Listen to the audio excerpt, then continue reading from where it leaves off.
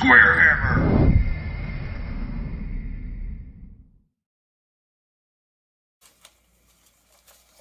What is up, YouTube? What is up, SquareHammers? This is Blue with my buddy. This is Chris. And we are doing our first round of WAP Battle Army Book reviews. And we're starting with the Emperor. Yeah, Empire. Starting with the Empire. And we're going to try and look and compare a little bit with the 8th edition book, just trying to see if points differences, options for units, stuff like that. So let's just get into it. Is there anything you want to start? So he's been an Empire player since 7th edition came out, so I think that's about 2008. Okay. I've been playing Empire. A little bit of gap on my knowledge with 8th edition. I was in college at the time, so I just didn't have as much ability to play Warhammer. You mean not enough dedication to play Warhammer? Exactly. That's it. You know. School. No, just kidding. So this, for WAP, it was written by Matthias. Obviously, great old Matthias. Where's the remote? If you look in the actual Empire book, you can see... And this is a downloadable PDF on Warhammer's Armies Project. I'm not sure the website, but if you Google Warhammer's Armies Project... It's like Blogspot, I think is one of those. Yeah, if you Google that, you'll be able to download this PDF and kind of follow along at your own leisure if you want to do it that way as well. Okay.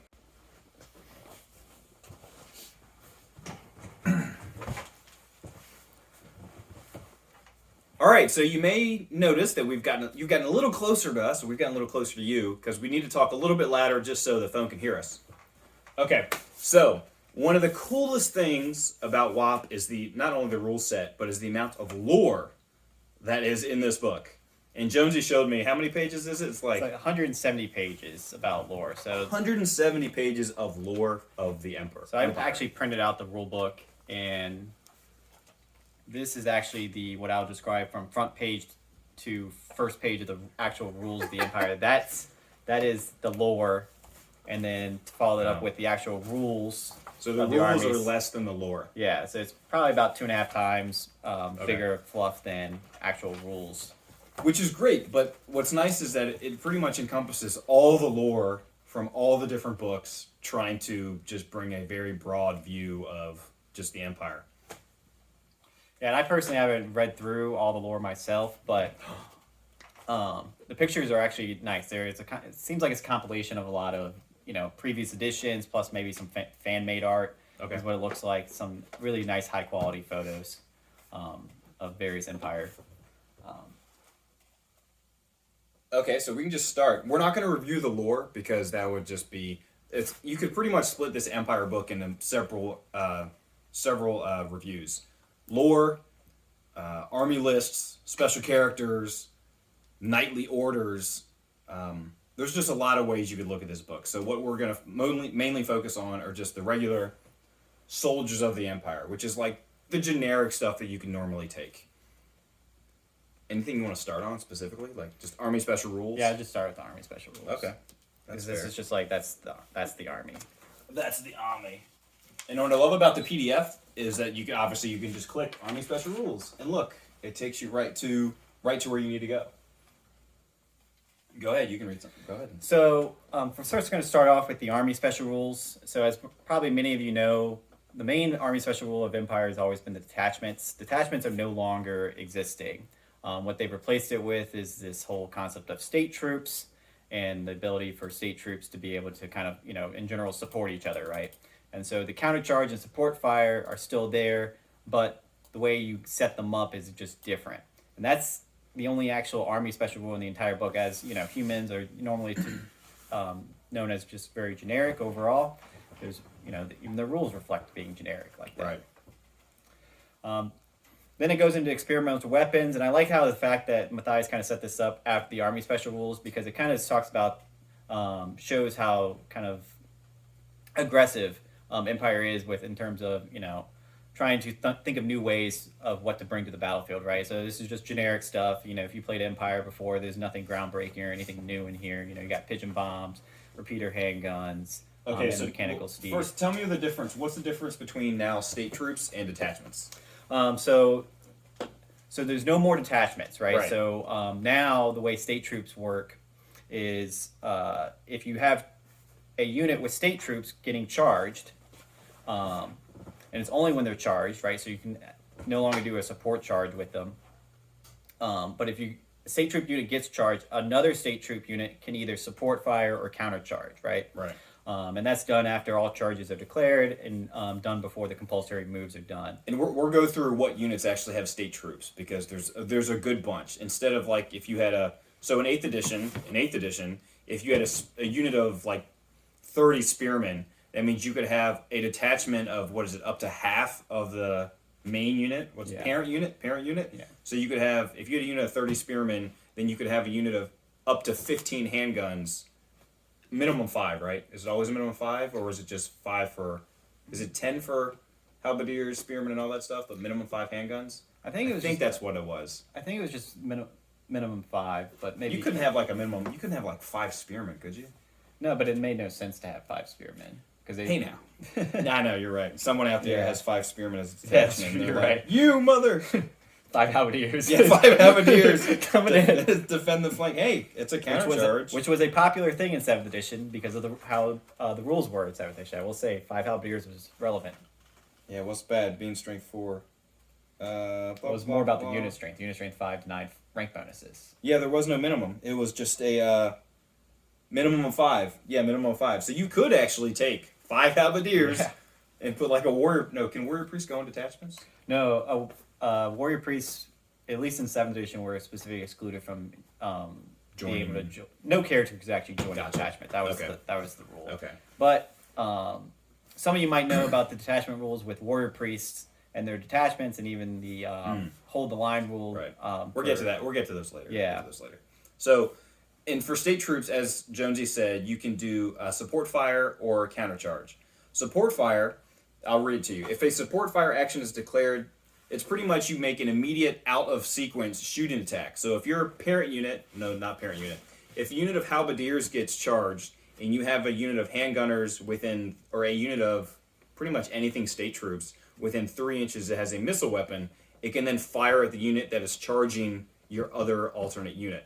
Or you can countercharge. So a unit of 20, spearmen gets charged, and then you have another unit of 20 spearmen on the flank. They can countercharge, and they will hit. So once the enemy unit hits your main unit, that is when you actually make your flank charge. Pretty much. Anything else to add to that, or is that about right? Yeah, and then just know that you can only do one action a turn for any of the state troops. So you can't have, Gotcha. You can't have the Zulu War or what's that movie called? The first rank fire, second rank fire. Right. Handgunners being able to support fire all your troops. And you couldn't have your handgunners stand and shoot and then countercharge. It's one or the other. You only get one action per Which turn. is like in 8th edition. Yeah. Okay, so is there anything in the experimental weapons other than the long rifle, because that's always cool, that you would actually use? What do you use? Repeater pistol, repeater handgun. That's the those are the go-to? Yeah, I mean those two are Okay. going to be the ones that you'll probably see most commonly being picked up. You might see the mass engineer every once in a while with a pigeon bomb or a And that's just mechanical fun. speed. Like, if that actually goes off and works, the pigeon bomb's hilarious. But I think it's like 20 points or something. Or it was 20 points. I don't know what it is now. What is the repeater handgun? It's a handgun with 3 shots, and that's mostly comes on, like, outriders, right? Outriders, unit champions, for handgunner units can take them as well. But yeah, those are the only two that... A handgunner unit? I didn't think that. Oh, okay. I thought they could only take the long rifle. No. That's cool. Was that the same as 7th? Yes. So 7th edition had the same... Just most people take a Hochland because, the Hochland... size matters. Yes, it does. So what's the other one? The grenade launching blunderbuss. So this is the Outrider champion specific item. Right. It's basically the same thing as it was in 7th edition, just a strength 6 armor 6 shot. I think in 8th too. Never taken. I've never seen anyone run that before. I think I ran it one time in 7th edition. And you're like, all right, never again. It's definitely a clunky thing to have on that guy. Okay, so what is cool? Actually, we're getting to what some of the updates in January, supposedly January, are going to be for WAP. One of them, I'll just say it real quick. One of them is for fast cav to be able to move and shoot, not march and shoot, move and shoot, move or fire weaponry. But the only unit I can think of in the entire game that gets a benefit of that are outriders in the Empire Codex. So, I just pissed myself spilling water on my fans here. I'll let y'all see. See, I just pissed myself. It's fine. We all make mistakes. So, I don't know if that would make the blunderbuss worth taking at all. You're moving around with a BS4 guy shooting BS5. He's BS. The Outrider Champion's BS5? Yeah, BS5. A BS5 guy moving around with a strength 6 shot. I might take the Hockland on that guy. Just BS5 snipe. Just hit those. Yeah, that's true too. Hit those random random characters that don't really have much of a save, like wizards. That would be nice too, especially since you're on a cavalry. So if you're shooting at a wizard and infantry, he's unit strength 1. So even if you have a bunch of units like infantry in front, you can shoot over his and hit the wizard. Be -1 for cover or whatever, but still, that's really good. Yeah, just the ability just to pop off those characters like wizards that might miscast and hit them, do a wound to themselves randomly, and then also this guy can come in and just one little shot can change the game. Your bleeding wizard, your wizard's head hurts from like miscasting. So pigeon bombs, I'll go ahead and read what it is. He declares when he uses a pigeon bomb, nominate any model within line of sight, because it's infinite range, and you roll a d6. On a 1, it lands on himself. It's a small round template. On a 2 to 4, it has no effect, and it's a 17% chance. No, a 33.3 repeating chance of huzzah. The pigeon lands exactly on the head of its target just before the bomb detonates. And it's just a small template, strength 4, armor piercing. It is slow to fire though, so that means no, it's not mover fire. Edit out. Mechanical steed, fun, but it's never worth it. I guess it makes your engineer or whatever T4. Yeah. It's still terrible. It's one of those novelty things, right? The model looks great, probably one of the best looking models in Empire, to be honest. Wait, it doesn't have that bad. Did they remove the negative from it? It used to be where you'd have to roll to see if you could even use it. Oh, I didn't know that might. Yeah. That Hold might on. Be an 8th thing. That was No, let me look this up. Army Special Rules 30. Hold on. Next, we would talk about the General of the Empire. Yeah, and so nothing really changed with the General of the Empire, the stat line wise or rules wise. Stat line wise, yeah. Yeah, well, he gained 1 attack and gained 1 weapon skill and initiative. That's pretty big. No, I agree. Yeah. I agree, but I meant just from he's no longer. It's not like he's all of a sudden going to turn into a unit killer by himself, right? He's still not that guy. And he only went up 5 points. Yeah, so he did gain a lot of stats, especially relative to his point increase. Yeah, I agree. He still has hold the line, just like captains still have hold the line.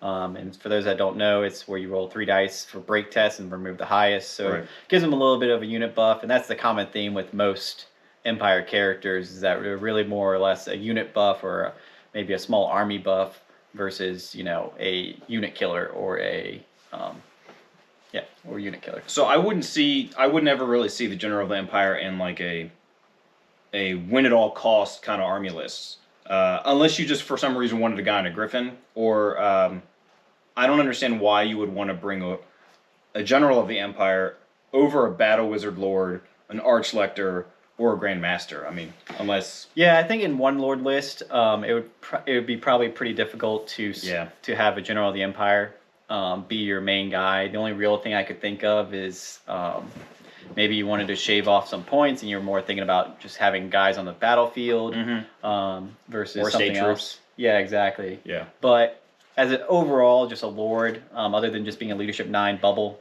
he really...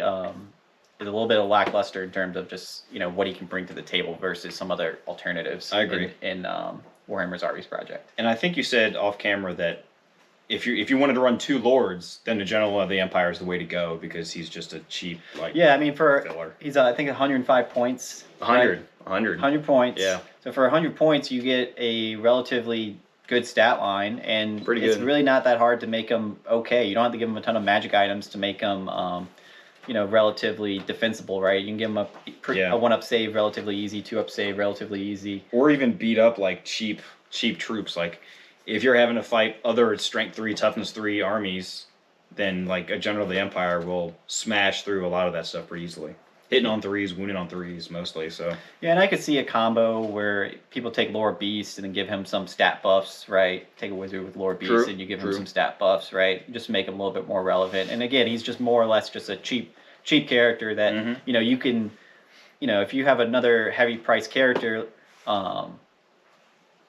you know, you could take this guy and still have a relatively defensible leadership 9 bubble, right? You Right. can have a wizard lord, right, on a griffin and be flying around, but you can't use his leadership, right? Because he's, you know, way over on the side. right. Even But with, his buff does go up to an 18-inch bubble at least, which is nice. yeah, but he's leadership 8. The True. Wizard Lord's leadership 8, True. unfortunately. So that's the downside of that situation. So that's where I could see some scenarios with specifically a Wizard Lord where you're trying to, you know, compensate for the fact that you have a leadership 8 army versus a leadership 9 army. It doesn't seem like a Battle Wizard Lord has changed at all. Same stats, same points. You still get all the options for all of the what are they called? The 8 lores, just the basic 8 lores, the 8 battle magic lores. Going to Pegasus, going to Warhorse. Actually, looks like you can actually be mounted on a Celestial Hurricanum and the Luminarch of Hish, which is pretty nice. You cannot do that. No, that was an 8th edition. Yeah, I was gonna say I think you can still do it in WAP too. Yes. So I mean I agree with you. An Arcane Battle Archer. Neither the Wizard Lord or the Battle Wizard really changed fundamentally. They kind of still all do the same things. Yeah. I think there's some magic items. There's some pretty cool magic items, some cool magic combos. We're getting to that later. That you can do with them that would make them a little bit different from their previous editions. But it seems like Archlectors have stayed the same. Did they go up at all? Let's see. Oh, their BS went up went down by 1. Oh. They lost a ballistic skill. Why? Why would you do? Why Why would you want them to lose a ballistic skill? it's probably more for For whatever. Why would you do that? scenario specific things where he might be able to gain an ability to shoot something. I guess. What is nice That though, dragon bow. That Yeah. dragon bow shot that he's gonna shoot. What is nice in WAP, you can actually take two Archlectors on a War Altar. In 8th edition, you can only have 1. So if you really just wanted a full Warrior Priest army going led by 2 Archlectors, you can take 2 of them. And then the final kind of I lied. I scroll down a little bit and it says 0 to 1 War Altar of Sigmar. Don't listen to Blue. He cheats. And then the final generic character is the Templar Grand Master, right? So the leader of the Knightly Order, whatever Knightly Order he's associated with. And I believe his stats are actually all the same from 8th edition as well. Yeah, but I think you're right on that.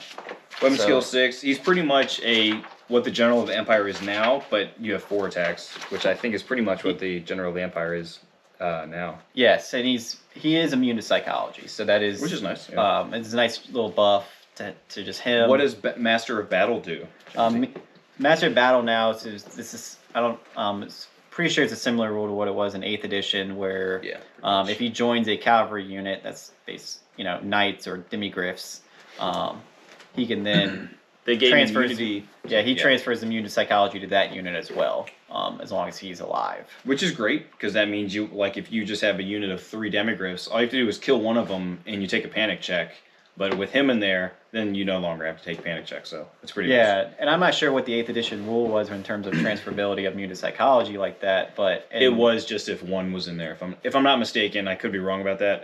It's like if just 1 was in there, it made the whole unit immune. I think so that's a little bit of a nuanced difference in Warhammer Armies Project. Is some rules like that are not transferable to the unit just because the one guy has it. It has to be majority. Like if you someone said on Discord earlier, if you have stubborn, the majority of a unit has to be stubborn to be stubborn. That's it, flat out. So if you just have one character that's just naturally stubborn, you put him in a non-stubborn unit of let's just say 10 guys, then that unit is not stubborn with him in there. So the classic example is Core Hill in a unit of Phoenix Guard or Swordmasters. You switch those. The vice versa of those characters. That was a 7th edition classic. That's no longer a thing.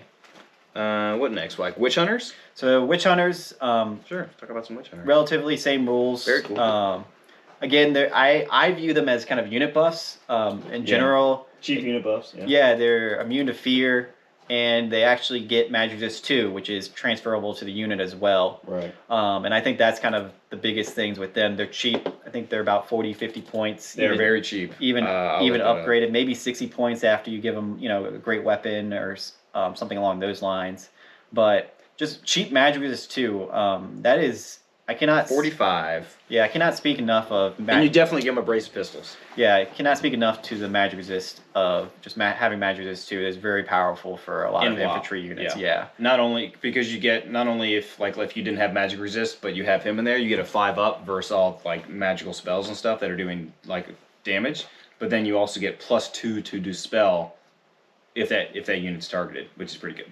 Yeah, maybe he snipes out a random, wizard or some, It happens, but yeah, he has the same accusation rules, right? So you can, randomly killing blow a character every once in a while. Right. That's his highlight for a year kind of thing. And you could just take like 10 of those guys and just like run them around shooting. Well, you can even give them crossbows, and they can go on a warhorse. That means you can move if that update goes through. That means you can have a whole bunch of them on a warhorse move and fire the crossbow. They have to join a unit, right, that has fast cav, or is... No, so I remember when I was playing, when we first got into WoP, I was not annoyed, I was disappointed that you couldn't put I was playing Wood Elves, and I couldn't put a Glade Captain or a regular Wizard that's on a Elven Steed, and they don't become fast cavalry if they have less than a 5-up ward save, or a worse than a 5-up armor save, not ward save. So that changed. If you actually have a character now that has a 5-up or 5-up or 6-up armor save in a unit of fast cav, that character gets that fast cav ability. So you could actually put a witch hunter in a unit of pistoliers with a brace of pistols, sniping out characters too. Yeah, that's pretty cool. That is pretty good. Yeah, that is pretty good. I could that magic resist 2 on a unit of pistoliers. That is powerful. That is powerful. Because that's how a lot of armies. We're coming up with this right now because he was about to say that's the way you kill fast cav units is magic missiles that are just like auto hit and just like cause D6 strength. Kill a few hits. guys, right? Yeah, that's the thing. I mean, once you kill a few of pistoliers, they really start losing their effectiveness in terms of. You have to try that, and the next time we play, yeah. You have to try that because I think that would actually be pretty cool. Yeah, because that is how a lot of armies deal with Interesting. Specifically pistoliers, but fast cav in general. Yeah, chaff. All chaff. The best way is like magic missiles, most likely. Witch hunters. So we're talking about go to captains now. So captains are identical in terms of stats and what they did in the 8th edition. There is a small point difference. I think it's 2 points between having full plate on a captain in 8th edition versus Warhammer's Armies Project. It's 2 points cheaper in Warhammer's Armies Project, so I'm going to consider that negligible. A win? Yeah, negligible. It's a win. Come on, 2 points. But again, captain. I've always had a similar concept playing 7th edition as what I had with the General of the Empire, is that he never really made it to the games I wanted to play, or I played because... A captain didn't? No, in 7th edition, because they didn't have the BSB rules. Right, 8th edition, I always had the one captain that had just BSB holder. Mm-hmm. But it's a similar situation in Warhammer's Armies Project, where I think it's really difficult for him to make a list in general unless you're just trying to more or less spam cheap heroes, which they are very cheap, have a good stat line, especially for Empire. I mean, you pay 60 points, 3 attacks, strength 4, bump skill 5, initiative 5. It's really nothing to laugh at with that. And he's you give him full plate. It's not that hard to make him. You usually make him defensive. Usually make him defensive. Yeah, it's not that hard to give him. Even a full plate armor save is not bad. Just 3 up armor. Right, 3 for a hero. Give him a shield. Now he's got a 2 up. Yeah, for 70 points, you can give him a halberd and full plate armor, and now you have 3 attacks, strength 5, initiative 5. Right? That's not too shabby. Yeah, that's a big step up from a generic swordsman. Right. Mm-hmm. But I don't know if I would ever take another captain that's not a BSB. Like, I don't think I would ever take a second captain that's not a BSB. I could see a knight unit as well. If you wanted that cheap, just have a cheap nice extra hit. Yeah, cheap extra 3 attacks. And he can't get a lance. Yeah, take a lance. Cheap. I would just use a polearm. I've done that personally, where I've taken a lance or a polearm. I've given him a lance. Okay. Where it's just a cheap dude with a 1-up save to get more strength 6 attacks coming in, right? And it's It's too bad he can't go on a demigriff. Yeah, That would be brutal. yeah, I think that would be a little bit too strong. Oh, a Grandmaster. That was one of the big things that they changed. A Grandmaster can go on a... Could he go on a demigriff back then? I thought in 8th there was a way to get him on a demigriff. I don't know. I might be mistaken. No, so he only comes on a Barded Warhorse. So now a Grandmaster can go on a demigriff. Yeah. Huge! Yeah, so, huge! I mean, we'll get into demigriffs a little bit later, but I agree, it is a big upgrade for that guy just to have, you know... Again, a lot of times you're just looking for good stats, right? And you're trying to spam good stats with Empire. Yeah. And that demigriff is a great addition to Grandmaster's attacks. We can skip Battle Wizards. We all know Battle Wizards. Warrior Priests, I don't think there's any difference between them. Was there any difference in their battle prayers? No, so there's no difference with their battle prayers. I think now they can generate power dice with channeling. They can. Don't know if they could do that in 8th edition. I believe they could, yeah.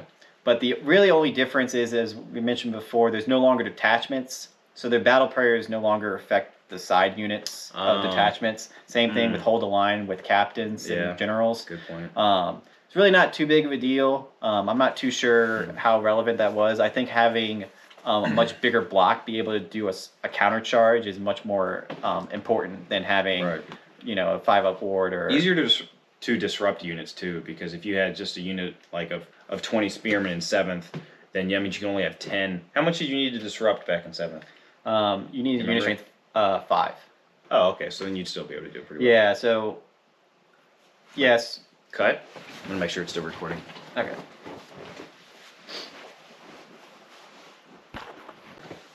On to Master Engineers. Yeah, so I would say Master Engineers actually probably had the biggest change out of all the heroes for Empire. Okay. Now they can reroll all their artillery dice for anything. It used to be very limited, except for, as always, the classic Master Engineer can't reroll the bounce of a cannon. But Master Engineer can, you know, big change from 7th to 8th was Master Engineer could actually use his ballistic skill for a Hellblaster. Right. That's still viable. Well, I think now you can actually... I mean, I'm going to look it up real quick, but I think now in WAP you can not only shoot your weapon, but you can also give the, like, reroll. Okay. I think so. Yeah, I don't play with too many Master Engineers. I'm not a Nuln You're player. not a Nuln? Yeah, I'm not a Nuln. Mr. Master Engineer. Alright, you can go into whatever's next. I'm not sure what's after. So yeah, so that's kind of just the generic heroes across the board. If we missed one, we'll have to circle back on that one. Okay, so here it is. Master of Ballistics. One war machine within 3 inches can be nominated to use a ballistic skill and reroll 1 artillery dice during each shooting phase. And nowhere does it say he has to do this in spite of shooting. So that means you can take a long rifle, shoot the long rifle, and also support a war machine. Because in 8th edition, if I'm not mistaken, it says it's either or. And the other part is, I don't know if this was in 8th edition, but he has basically essentially Lookout Sir. If he's close enough to a war machine, he can get a Lookout Sir for the hit. So it's just a nice little thing to have, just because now he can't join the cannon unit anymore. Yeah, so in 8th edition, cannot use a special rule and shoot with his own missile weapon in the same shooting phase. So now you can do that. So it used to just be a huge tax, was it like 60 some points, to just make a Hellblaster BS4. Now you can spend 80 points, give him a long rifle, and also give the Hellblaster BS4. And don't forget Pigeon Bombs. Pigeon Bombs. That's right. Pigeon over there. I think it's 20 points. It's like the same price as the long rifle. Yeah. But Pigeon Bombs. But Pigeon Bombs. Pigeon Bombs. After Master Engineers, on to State Troops. Yeah, so this State Troops, none of the State Troops have changed. There's still always the classic swordsmen, halberdiers, spearmen, crossbowmen, handgunners. Militia, I should say, are not State Troops anymore. They have their own militia rule. Right. Essentially, the difference between the State Troops rule and the militia rule is they can be support charging and support fire shots, but they cannot be beneficiaries of those. They can only enact and being able to do those, but not receive the benefit of other State Troops doing those, or even other militia units. Well, no, they would be able to benefit from other militia. No, they would not be able to benefit from other militia. No, they would. Troops. No, they're not. Yeah, sorry. They're not. Yeah, they're not State Troops, so they don't get to actually do the support fire for other State Troops. Okay, so other than State Troops, what I see are what is the biggest change between halberdiers, spearmen, swordsmen, anything? Can they get different weapons now? Can they get different armor? Can some get better armor, some not? What's the deal? So the biggest change and the most notable change is between halberdiers. Halberdiers can now take medium armor. So medium armor is what used to be what heavy armor is. Heavy armor is now what full plate used to be. Now full plate's a 3-up save. Right. So now halberdiers can get a 5-up save. 5-up save with no shield. With no shield. And then spearmen can take pikes. Which I think is awesome. Yeah, I think that's a really big upgrade because I think cool. that might be a way for spearmen to kind of make the table. They're like, hey, I can actually do something. Yeah, just talk about a little bit of nuanced differences. I personally like halberdiers because you can take shields with halberdiers. You can give them heavy armor for half a point per model. Yeah, that's so cheap. You can give them medium armor, and so you have a 3-up walking across the field. Yeah. If you're shot in the front by a missile weapon. And you really don't need to do anything else, right? It's just you just do that. You don't need to support them with anything in terms of spells or or other things that you might have to do to kind of get them there. But swordsmen and spearmen, it's just not the same, right? They can only take light armor and a shield, and that just one little point difference in a save, and then plus the ability just being straight up strength 4 in close combat all the time is enough to really, in my opinion, to push halberdiers over the top. Yep. Relative. Even in 8th edition, it was still halberdiers. Anything different about handguns? No. I would say the big difference between handguns and crossbows, and then even archers. I like archers. Is handguns and crossbows really didn't change in terms of 8th edition. What kind of happened with 8th edition? Just the long range from 8th edition penalty. to Warhammer's Armies Project. Right. That is correct. So they there's no more long range, long range penalty. Yep. So all those units benefit from that. But I think a lot of other things kind of caught up or have kind of creeped up much closer in terms of comparativeness. Okay. So bows, for instance, now can do double shots if they don't move. Volley fire. Yeah. Have you ever taken like a unit of 20 handgunners? Just no. Okay. I think I would just rather have units of 10. I can't remember the podcast, but it's one of the ones in Australia. Sorry if I can't remember your name at the top of my head. But it's one of the guys was talking about how he used to occasionally take a unit of 20 and 2 rows of 10. And obviously they would dish out a lot of firepower. And it's a lot of points to sink into like one unit of just handgunners. But what was nice is if he would shoot maybe once or twice, depending on if he went first or second, and then he could actually win combats because he could reform knowing that a charge is coming. And you're 4 ranks deep, so if you're handguns, you're most likely not going to get charged by the hammer or the Death Star unit. They're usually more on a flank. They're not like lined up right against the big enemy. So if you only have a unit of 5 cavalry charging you, 20 handgunners, it's still hard to choose through. Like you're already getting 3 combat res from ranks, and I think he paid for full command too.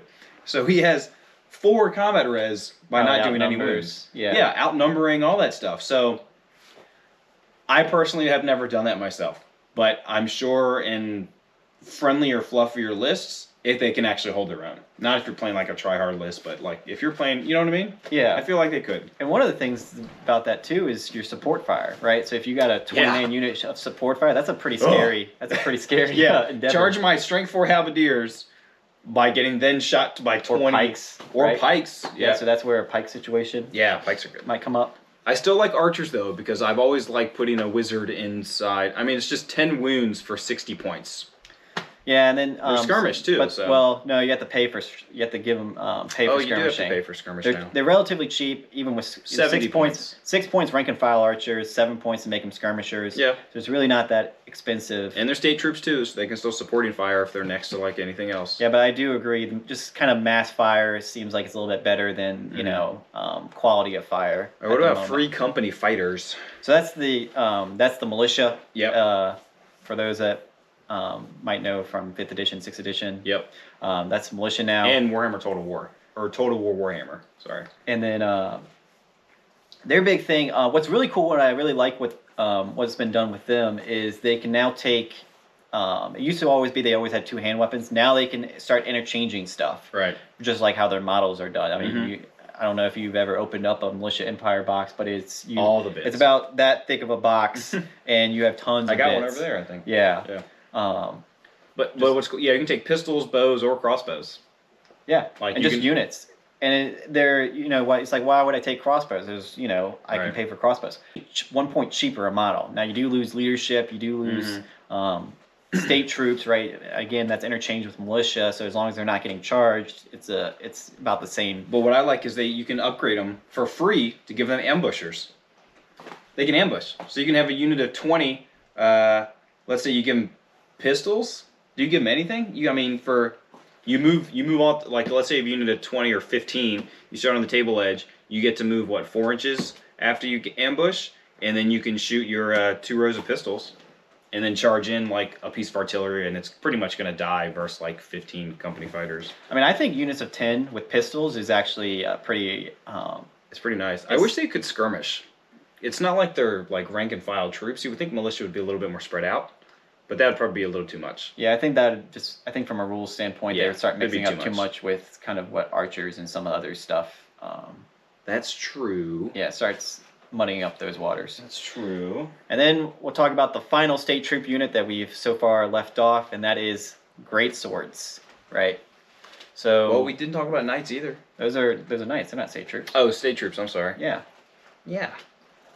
So the final state troop is the specials. It's a classic. Everyone knows them. Everyone knows the models. Everyone loves the models. Big change with them. They no longer can get full plate. So that was a big change. They can only get heavy armor. So that only gives them a 4-up save.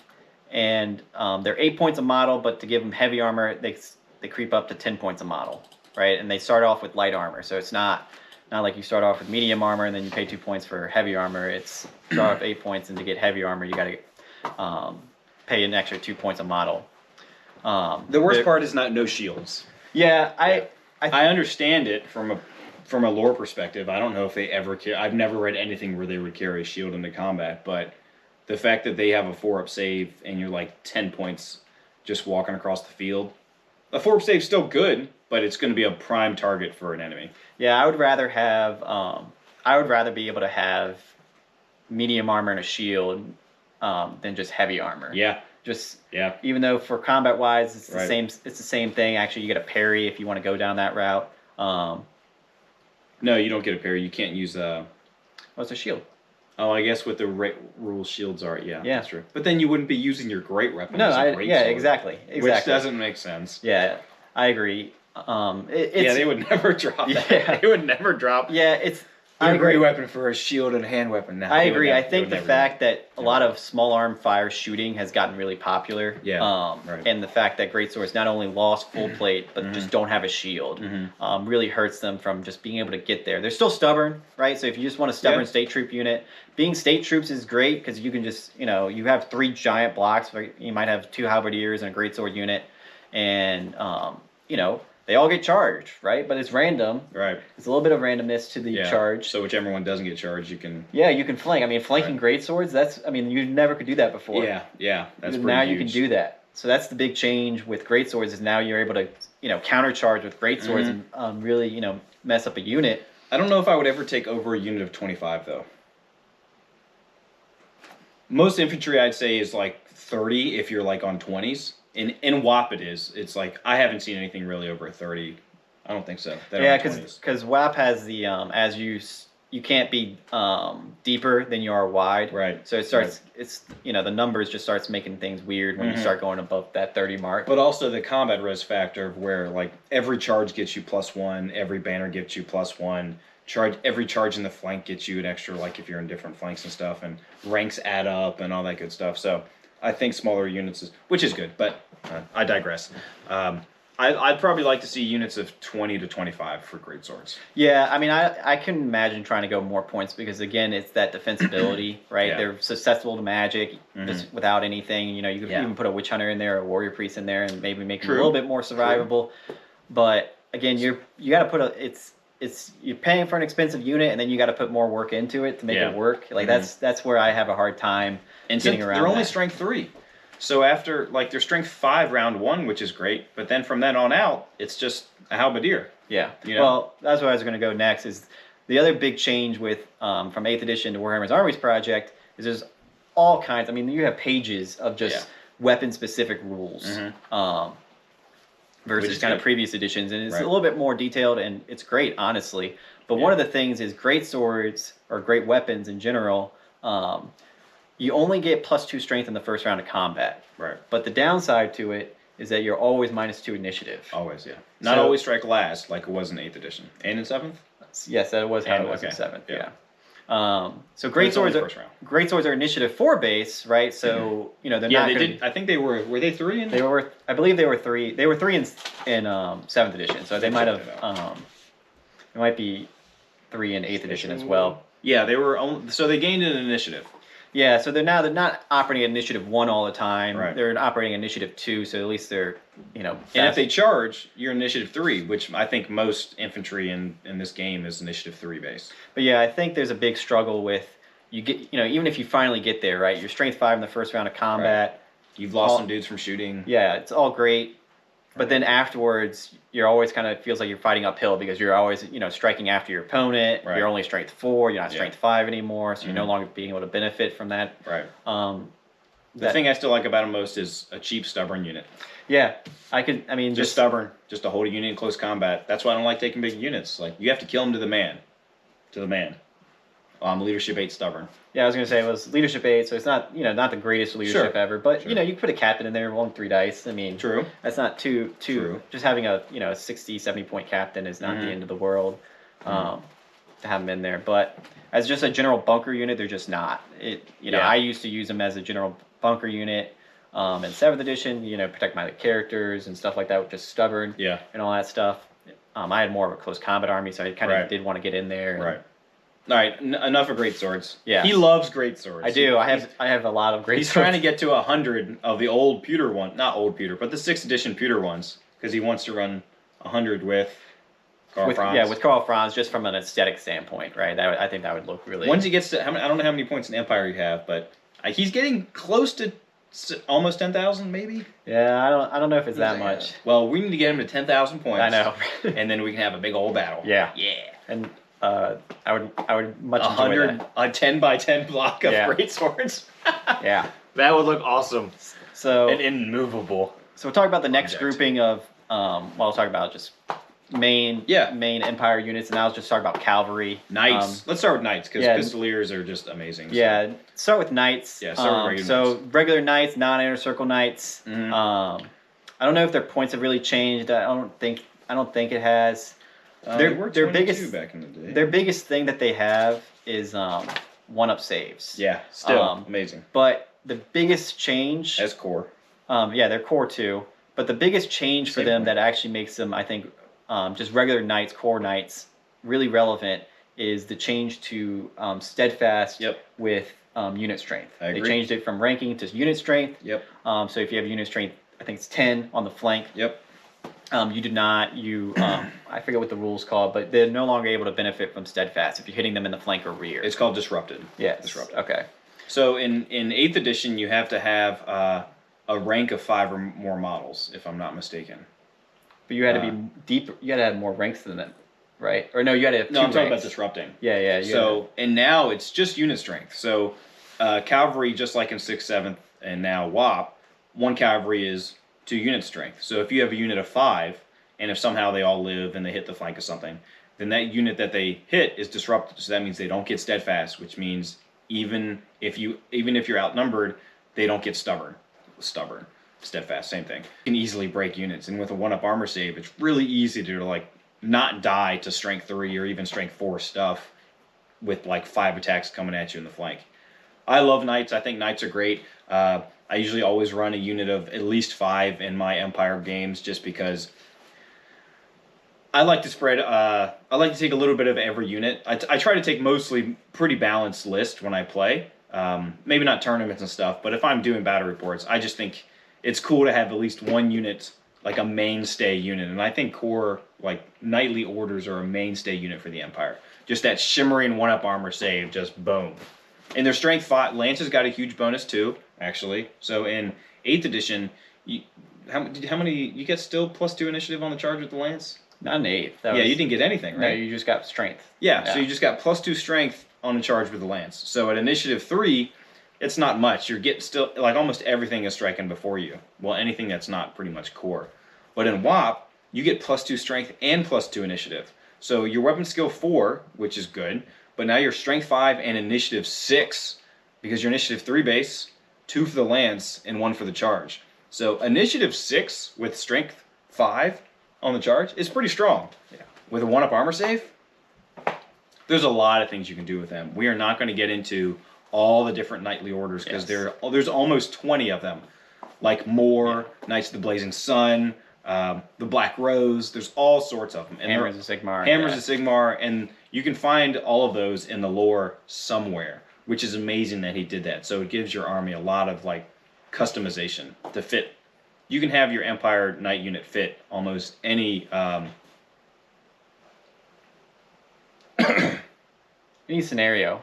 Like, I mean, in all honesty. That's going to be edited out. Yeah. I just can't think of it. Like any criteria. You can have your knightly order fit any criteria. Yeah. I mean, it's really, there's a lot of different variances with knightly orders. Oh, But no, keep going. Yeah, to Blue's point, units of 5 are great. I mean, just to be able to support a charge. I have also dabbled into taking some, 1 or 2 units of 5. I like big One-up saves are hard to deal with. A lot of armies, some armies are like, oh, I have pistoliers and I'll shoot some, fire spell at pistoliers and kill them all. Right. Can't do that with knights. No. Knights are just they're just there. They're like, okay, we're still 1-up save. You turn those saves into a 2-up. Oh no, we still they're only the same fails on ones. They're the same points as a unit of pistoliers that are upgraded, or about the same points. Wait, And- really? Yeah. So, if you no upgrades, right? Yeah, that's There's fair. no upgrade knights, right? And I don't know if I would ever do that though. Just like Units- 5 knights, no unit, no command. Yeah. It's just unit strength 10. Like I Never said, done that. there's support charging units, right? So Yeah, that's you true. hit them with a good block, maybe some demigriff, something that's supposed to get in there, and maybe even a big blob, right? Or greatswords Yeah. to hold them in combat, and then have your 5 bear, or not bear, but just 5 basic knights hit them in the flank, and Yeah, now you might you even deny win combat at that. Like you get so much Sorry. combat res from that, right? Yeah. So you deny their ranks, you get a charge, you get a flank. yeah. It's all of a sudden a huge combat I still res pay swing. for a banner though. Banner. I mean, the banner might Something. be worth. I mean, some of the upgrades. Something, guys. Come on. Some of the upgrades might be worth it, but again, I think units are just 5 and just Yeah. let them be like kind of. I'll describe it Annoying as 1-up save dudes. slow fast cav. You play them like slow fast cav. Yeah. As weird as that is to say, No, but that's it's fair. you get That's up in their face, and it's just you're trying to. You're trying to just do small things that you just really can't do with pistoliers, or you really don't want to do with pistoliers, right? Right. You're not going to try to charge, break a unit with pistoliers. Charging the You can flank. shoot into combat while you're charging, so yeah.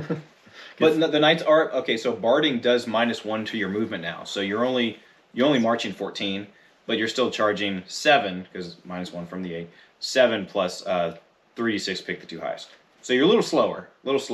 And just to go through the kind of how you get a 1-up save with knights. So full plate, as I mentioned before, is a 3-up save. So you start with a 3. Shield gives you a 2-up, right? So you don't benefit from a shield mounted, right? For the additional +1 from shooting. Correct. It's only infantry.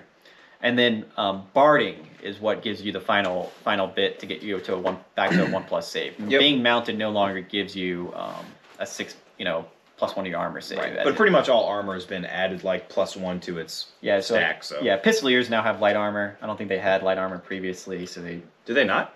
I don't think they had light armor. All right. Talk about pistoliers. So yeah, well, now we'll talk about the next core unit. Oh, real quick. I would say the most busted core unit in the entire game right now. Just saying. Continue. Yeah, so pistoliers In a are good way. same Yeah. fast cav, same. I think they're the same exact points down the entire way. They tremendously benefited from a lot of WAP rules changes, and just the ability of fast cav, just being able to get really close. Right, they can vanguard, move 16 the following turn. Their pistols are 12-inch range. They're quick to fire. So They're they'll core now. Yeah, they're core. They're core as well. I think they might have been core in. No. Oh, They were special. Wow.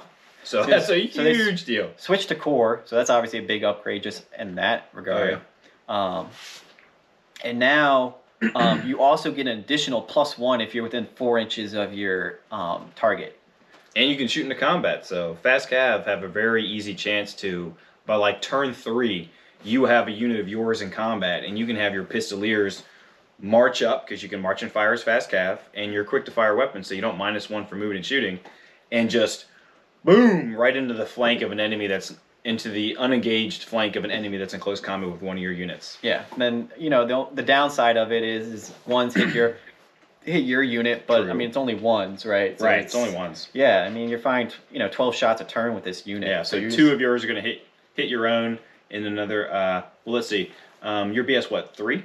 Yes, 3 and then champions. So you need 4. 4 hit normally. If you moved, it doesn't matter. But you're multi-shotting, but you're shooting into combat. Do you need 6s?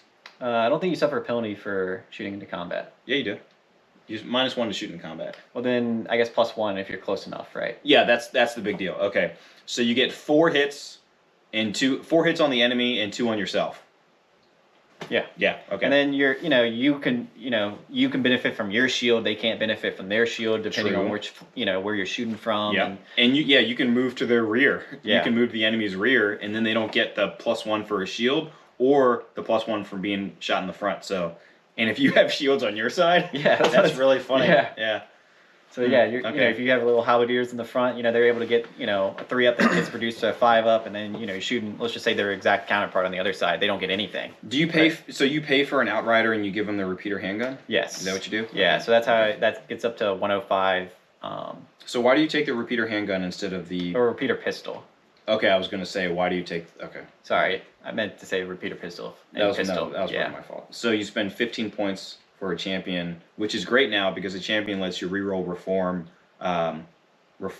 rally, or march block, which is great. Like it used to be. Yeah, it's just amazing. So to caveat all this, let me talk about a little bit about fast cav. So fast cav now, they have a lot of different rules changes. They have Still Vanguard. yeah, they still have Vanguard. Still can I think they've updated the kind of movement, how they work movement wise. Right. Now you get a free no movement usage reform at the beginning Yeah. and then at the end of your Yeah. movement. No more snaking. Yeah, and so that's kind of they kind of fixed fast cav because they were always getting a little like how far did it this model might have moved like 30 inches in one Right. turn and who Yeah. knows. But the other big thing with it is that they got the rules of Fire and flee. shoot and flee. Shoot and flee. Yeah, so it's they get the best of both worlds, right? So now you're able to stand and shoot and then still run away from your opponent. And auto rally. Yeah, and then Unless you flee from another source that's not like a charge. Like if you're already fleeing. Yeah. So yeah, so you can vanguard way up in front, and even if they 12 go inches. even if they go before you and they're able to charge you with something, right? You can at least shoot and flee. Then you Auto like you rally. said, yeah, you auto rally, It's really good. and then you're able I think to. that happened in the game that we played, right? I think I went first in that game. Didn't you flee though when you auto rallied behind the forest? Yeah. Okay. So I think I moved up, shot your That's on dragon the ogres. computer. I literally just moved it to the computer today, so that'll get there. Yeah, so I think I moved up, shot your dragon ogres. Your unit charged me. Right. I shot them again, ran away, Yep. rallied, moved up, And then I shot charged. shot again. Yeah. Then you charged in. I shot you again. Yeah. Like so. So in the span of 2.5 turns. Yeah. They shot 4 or 5 times. Yeah. Um, They're really good. at 12 shots. Yeah, just I don't know a insane. single other core unit that has the versatility with the speed, with strength 4 armor piercing that Pistoliers do. Yeah, I really don't. There's I mean, not. I think so. This is just my opinion about WAP. Is fast cav is the best unit type, and I think Pistoliers are the best at being fast cav. Yes. And so then I just the fact that that makes them also the best core unit of Empire, right? So I think Of the game, in my opinion. yeah. So obviously I'm not here saying take units of take 10 units of them, right, and just go crazy with it. Would win you games. I think it might. But I think you'll definitely give a lot of armies a run for their money. Yeah. Oh, and also fast cav, if you flee through your own unit, like if your charge reaction is flee, or maybe even fire and flee, I'm not sure, but you don't cause a panic check on the units you flee through because it's like, hey, they're our fast cav. We know they're supposed to flee through us, so like you don't cause a panic. Yeah. All right, let's move to the next one. Move to the Yeah. next one. That's wild. And so then we'll talk about Inner Circle Knights, right? This is where we're starting to get into special. They're still the same as what they were in previous Right. editions, Yep. just Strength 4 upgrade. Yep, no difference. Yeah, easy upgrade. You can get a banner up to 50 magic points, or 50 points instead of 25 like regular knights, but yeah. that's pretty much it. All right, Reichsguard Knights. Well, I was going to talk about outriders real quick. Oh yeah, go for it. Yeah, Outriders. so outriders are obviously the special version of pistoliers, right? They all run around with BS4 and repeater BS4. handguns. Oh yeah. So this is where one of the changes that Blue I think mentioned earlier was where fast cav can now move and still shoot move or fire weapons, right? They'll still suffer penalties, and that's proposed in January. That's when it's proposed to come into factor. But before that rule happened, I had a really hard time ever bringing outriders to the table, not just because of being special, but the unit was just clunky, right? It's just because it's like you move really fast, but you can't shoot for a whole turn. Yeah, like you can march 16 like a pistolier, but you can't shoot at all. So I guess in 8th edition, I think I took them every once in a while just as like friendly, just try them out. You could vanguard into a position where then you would just sit there the whole game.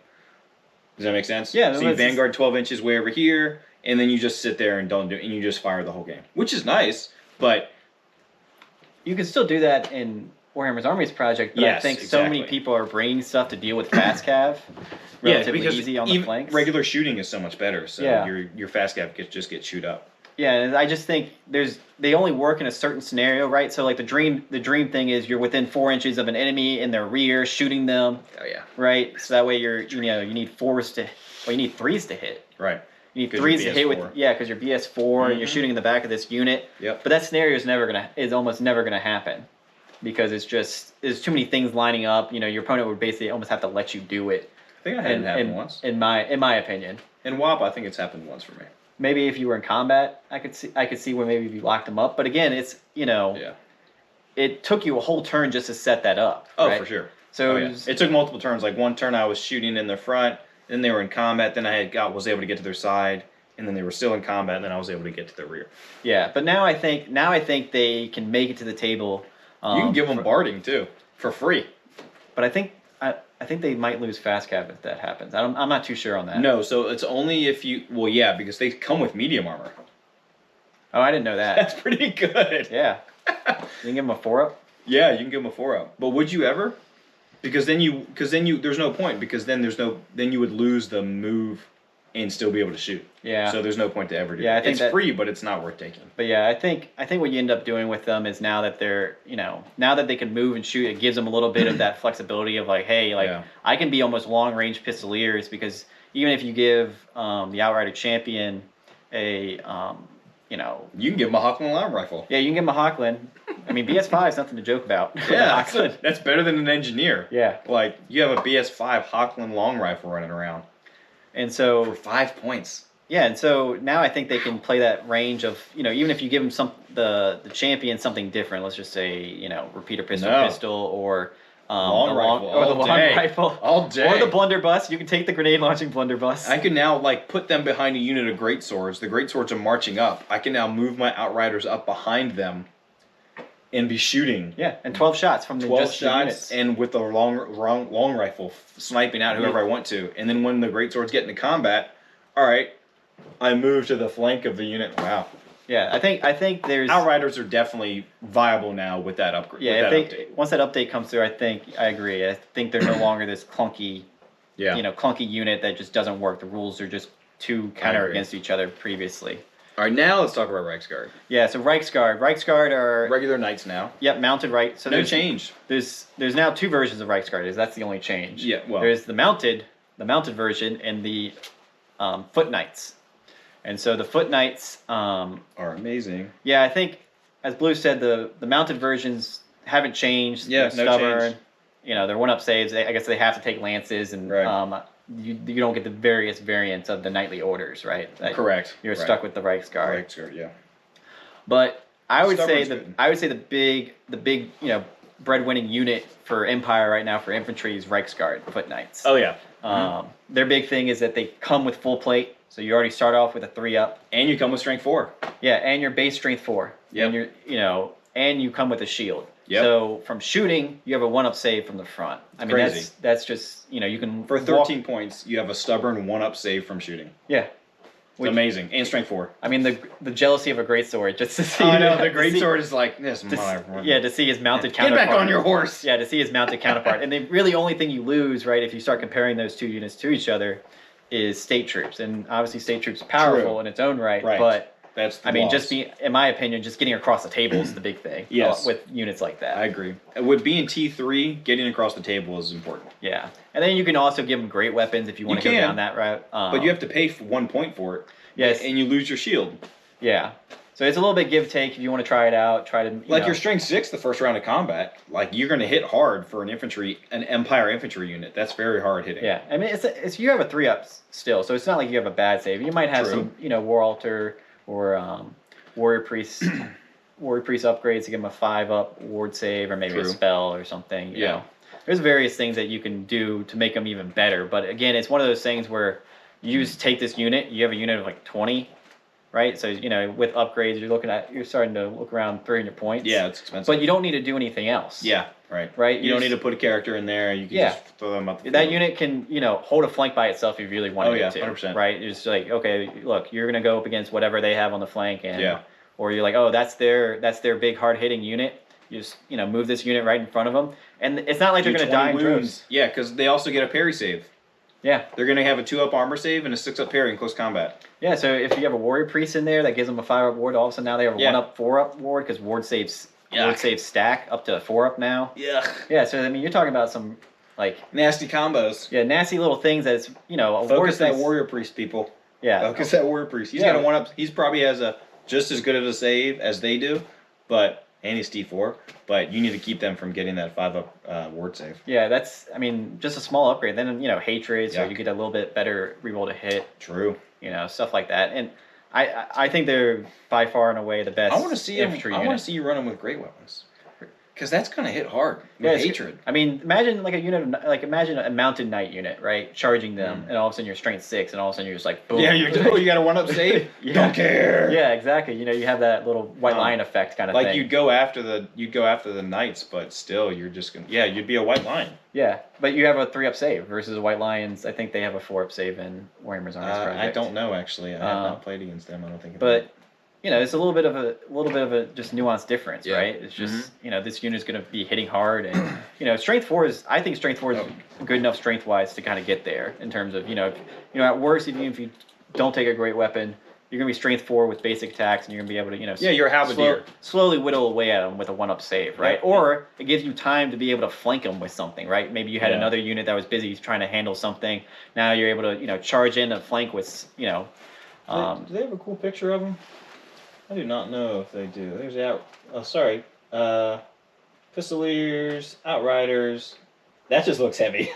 That looks really heavy to shoot. How are you? Oh, there it is. Honestly, that is like... That's why he trains a medium arm. That is no joke. Yeah. Like, that is heavy as... Yeah, to shoot that. Holy cow. What is that? 4 barrels. 4 barrels. Barrels. That'd be the what's the Outrider champion name? Sharpshooter. That is the sharpshooter with a 4-barrel, like at least 14-inch barrels on there. That is a heavy freaking gun. Well, I think the fluff of it is that Pistoliers are kind of like the nobles. They're like kind of like noblemen in some way because they can afford the pistols and the horse. I think it's more or less they don't want to. If you're from a noble family, you don't want your kid to go in a infantry as a state troop with the swordsmen and all this other. Yeah, so they are the young nobles who are not yet old or experienced enough to test their spurs in battle or join the knightly orders. Okay. Yeah, so they get on the fastest horse. They have the smallest weapons to shoot the fastest way possible. Okay, so after what did we just talk about? Outriders? Reichsguard. We just talked about Reichsguard. Okay, so next would be pause. I think it might be a time to start bringing up war machines.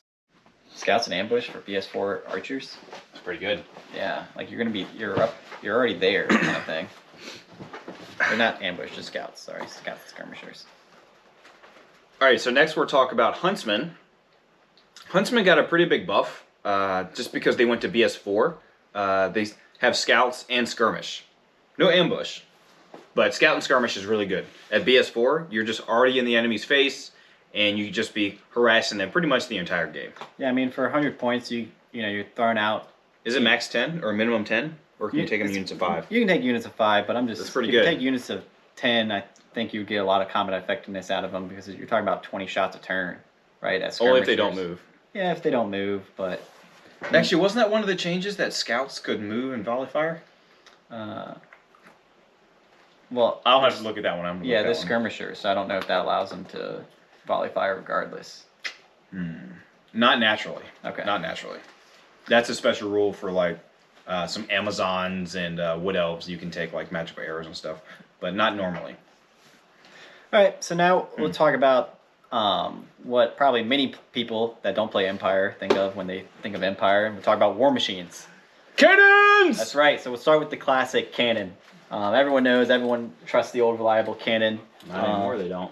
Well, exactly. Previously, it felt like they've definitely changed a lot about cannons. Great cannons are still the best cannon in the game. Now, I don't know. A lot of dwarf players just that's a grudging. yeah, That's a grudging. but you have extra range over the dwarf cannon. You do d6 wounds all the time, unlike the dwarf cannon. So Bouncing, doing D3 now. Yeah. Right. Yeah, so now normal cannons, when they bounce, they do D3. Did they go up or down in points? A cannon? I think it stayed the same. I thought it went up The or classic 100-point cannon. Yep, the classic 100-point cannon. down. I think it's... See, it's 120 in 8th edition. Oh, wow. Yeah, so you went down by 20 points. Well, I will say from 8th edition, it's definitely worse than it was in... No, in 8th edition it was better. That's what I meant. I'm saying from 8th edition. Gotcha. The cannon is the great cannon is worse than it was. Yes. So just to give a short little summary of how cannons operate differently now. You got to roll a scatter die now when you fire a cannon. Right, So it's you no pick- longer 8 inches from the back. It's Yeah. no longer set anymore. Yeah, so you now pick a point on the model. On the model. On the model itself that you want to target, Yep. right? So you have to be in range of that point. You can't shoot something that's range of a cannon 60 inches. So you can't Yeah, shoot for something great that's 60. you can't shoot something that's 62 inches away, for Yep. instance. But you pick a point on the model, roll artillery dice and a scatter die. If you scatter, you only scatter half the distance rolled of on the the- artillery die. So Yes. if you're trying to shoot like a big thing, you're likely to hit it still. Yeah. Um, Well, it's not as likely as you were in 8th edition. 8th Yeah. edition, it was like, if you do 8 inches from the back, it was like a 70% chance that you're going to hit the thing. I don't remember the actual numbers. You could find it on Google somewhere. It's definitely there. Someone's calculated everything based on like the model size and everything like that. But now, honestly, it's still good if you hit a monster. Like if you get a direct hit, it's still a direct hit, strength 10, d6 wounds on a monster. But it's the scatter. So if I have a point here, and my cannon's right here, and I shoot at this point, and it scatters this way, and the monster's here, I then measure from the cannon to where the point is to see which way it keeps going. So it won't bounce straight. It bounces direction from the cannon. yeah. So it's really good versus a big unit of infantry too, or even knights. If you got a 5 wide knights, put it right in the center, and you'd have to roll a 10 or maybe an 8, like a perfect angle to go like on the left or right side of it to miss the knights. Yeah. Yeah, I think in previous editions they were basically like laser beams of death. Yeah, Right? yes, they That's were. probably what it felt like. Yeah. They were laser beams of death. But I will say a big change. I think basically every Empire list always took a cannon, regardless in Yeah. previous editions. I think you can kind of steer away from that. Yeah, now. you don't have to take a cannon anymore. Because there's a lot of changing where people can't take as much big stuff in their armies. They might have like one big thing, so having a cannon to deal with their one big thing. Yeah, you won't see monster mashes anymore. Yeah, so you're not going to see 4 stegodons anymore. Nope. 4-inch stegodons. That's just Michael, I know you're sad about that. Just saying. So that's just the rules changes of WoW. Wow. So I can see where you're no longer taking always a great cannon because great cannon is one of the best things to take in the game. No. And I can understand kind of with that in mind, I can understand why they kind of quote unquote nerfed the great cannon Right. overall because Right. if you're only cannons. able to bring All cannons. one big thing to the game anymore, maybe 2 big things, and that's even if you're stretching it to bring 2 big things. Sure. Having a cannon that's a laser beam of death that's just going to kill that big thing every single time or every single game by turn 2. Yeah. It's just too consistent. Right. So now this breaks up the consistency that it's no longer this laser beam of death of like I'm just gonna point it, and as long as I don't roll, misfire off the first shot, I'm gonna have a good chance to kill this thing. I think you did that versus me when we played. You misfired or something off your first shot. No, missed the first shot and misfired on the second one. I think I can't remember. I don't either. Okay. So that's the canon. That's the canon. Okay. Now I will say the huge thing: mortars are amazing now. I think they're the same points they were in 8th edition. I think they were 100 points. Yeah. But the best thing is that the large blast was strength 2. Now it's strength 3, and it's armor piercing. I believe the entire thing is armor piercing. Yeah. Like the entire large blast. That is a massive change. So it still hits and scatters the same way. You can still fire indirectly and all that stuff. But the large blast is strength 3 now. Like, I mean, it's going from needing 5s to 4s to wounding basically all elves, all humans, lizardmen, goblins. It's just a huge buff. Going from strength 2 to strength 3 is probably one of the biggest upgrades. Yeah, it's huge in terms of strength, right? Because now you're no longer needing 6s to wound toughness 4 stuff. Yeah, and you need no longer needing 5s to win toughness 3 stuff. It's just a huge difference going from strength 2 to strength 3 in the game. Because it's the same points. So Cannon's got a pretty decent debuff. Mortar's got a pretty decent buff. But in WoP, which is cool for Empire, you can actually pay for an additional crew. Like, it's only 3 more points for a crew. So if you are for some reason 5 points short or 4 points short and like everything's fully equipped, and you know how like bolt throwers would do D3 wounds? A single bolt thrower cannot kill you. Just flat out can't kill you.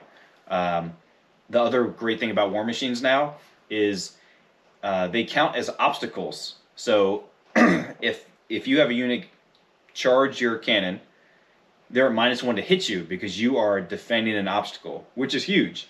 But then there's also been some like delineation and just discussion back and forth on Discord, because I realized that if you charge an obstacle, it counts as dangerous terrain for like cavalry and stuff like that, or a chariot. So I was trying to see, rules as written, if a chariot or cavalry charge a cannon, the ones that it seems the consensus is the ones that you actually send into combat, because not all of them can swing. The ones you send into combat versus the cannon have to take a dangerous terrain check before they can even swing. So it's like a cannon is great defense against cavalry, chariots, and you're at -1 to hit, and you have to take dangerous terrain. So you gave war machines a huge buff in defendability or defensiveness. Defendability? That's a word. Yeah. So crazy.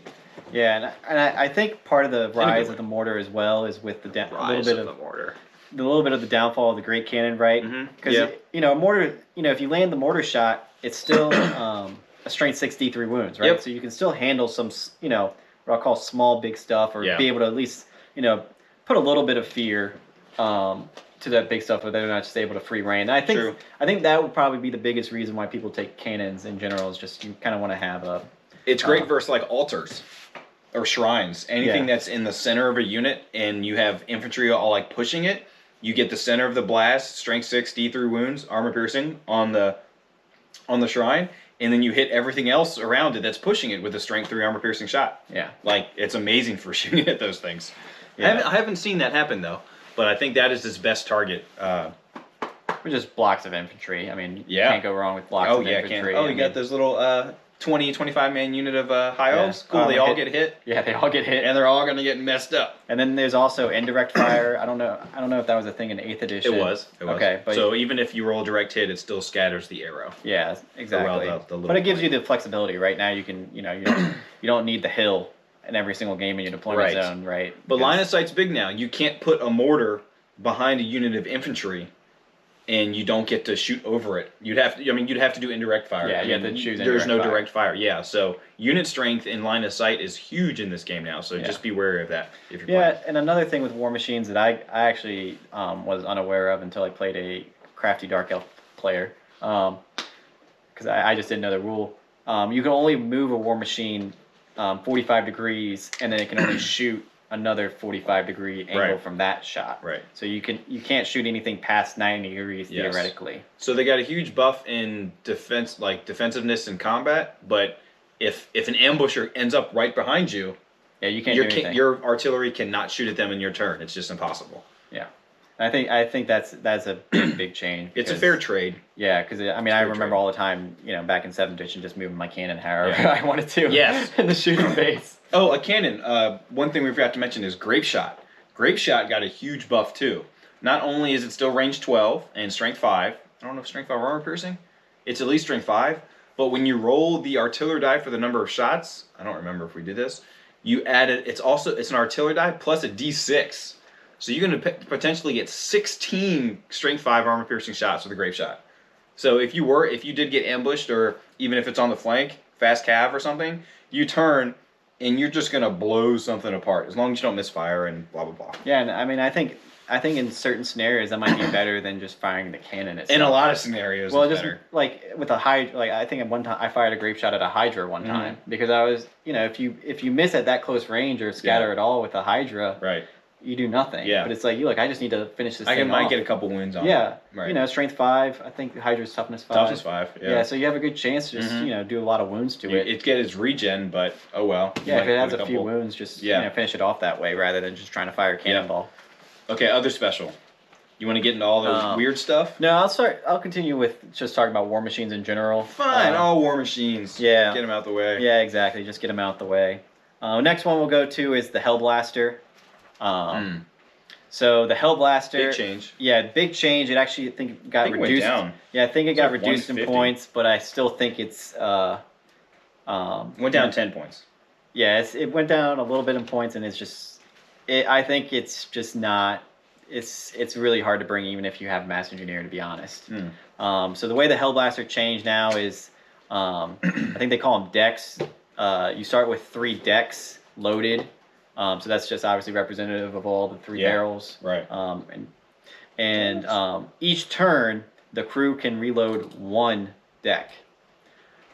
But you can fire all 3 decks in 1 turn if you want to, right? You can choose however many you want. So you can blow your load in 1 turn. Yeah, so you can blow your load in 1 turn, but then afterwards you're only firing 1 a turn, assuming that you're able to fire every single turn. Right.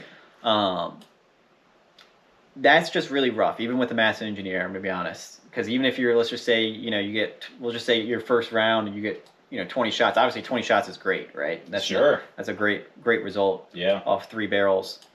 But then afterwards, it's, you have a 50-50 chance to get 4 less shots. Yeah. Less than 5 shots a turn. Like it's, if that first volley you just happen to roll bad or happen to not have a good result, or, You just roll bad. Yeah. I think against you, I fired against Warriors of Chaos, no shields, right? Yep. Full volley. I think I got maybe somewhere between 15 and 18 shots, I think was what it was. Something like, I think it was, 16. Did not have a Master Engineer, so obviously, that wasn't hitting on 3s, but I think I might have killed like 4 or 5. I think you killed 4 or 5. Right. Yeah, at the end of the day, and it was just, No, I think you killed 4 or 5 that turn. that's what I'm saying. At the end of the day, for that That was, one shot. Yeah, End of the day makes but that it was sound like it. the whole game. Well, that's what. Yeah. For the rest of the game, I don't really think I did anything because again, I'm just rolling 1 dice a turn.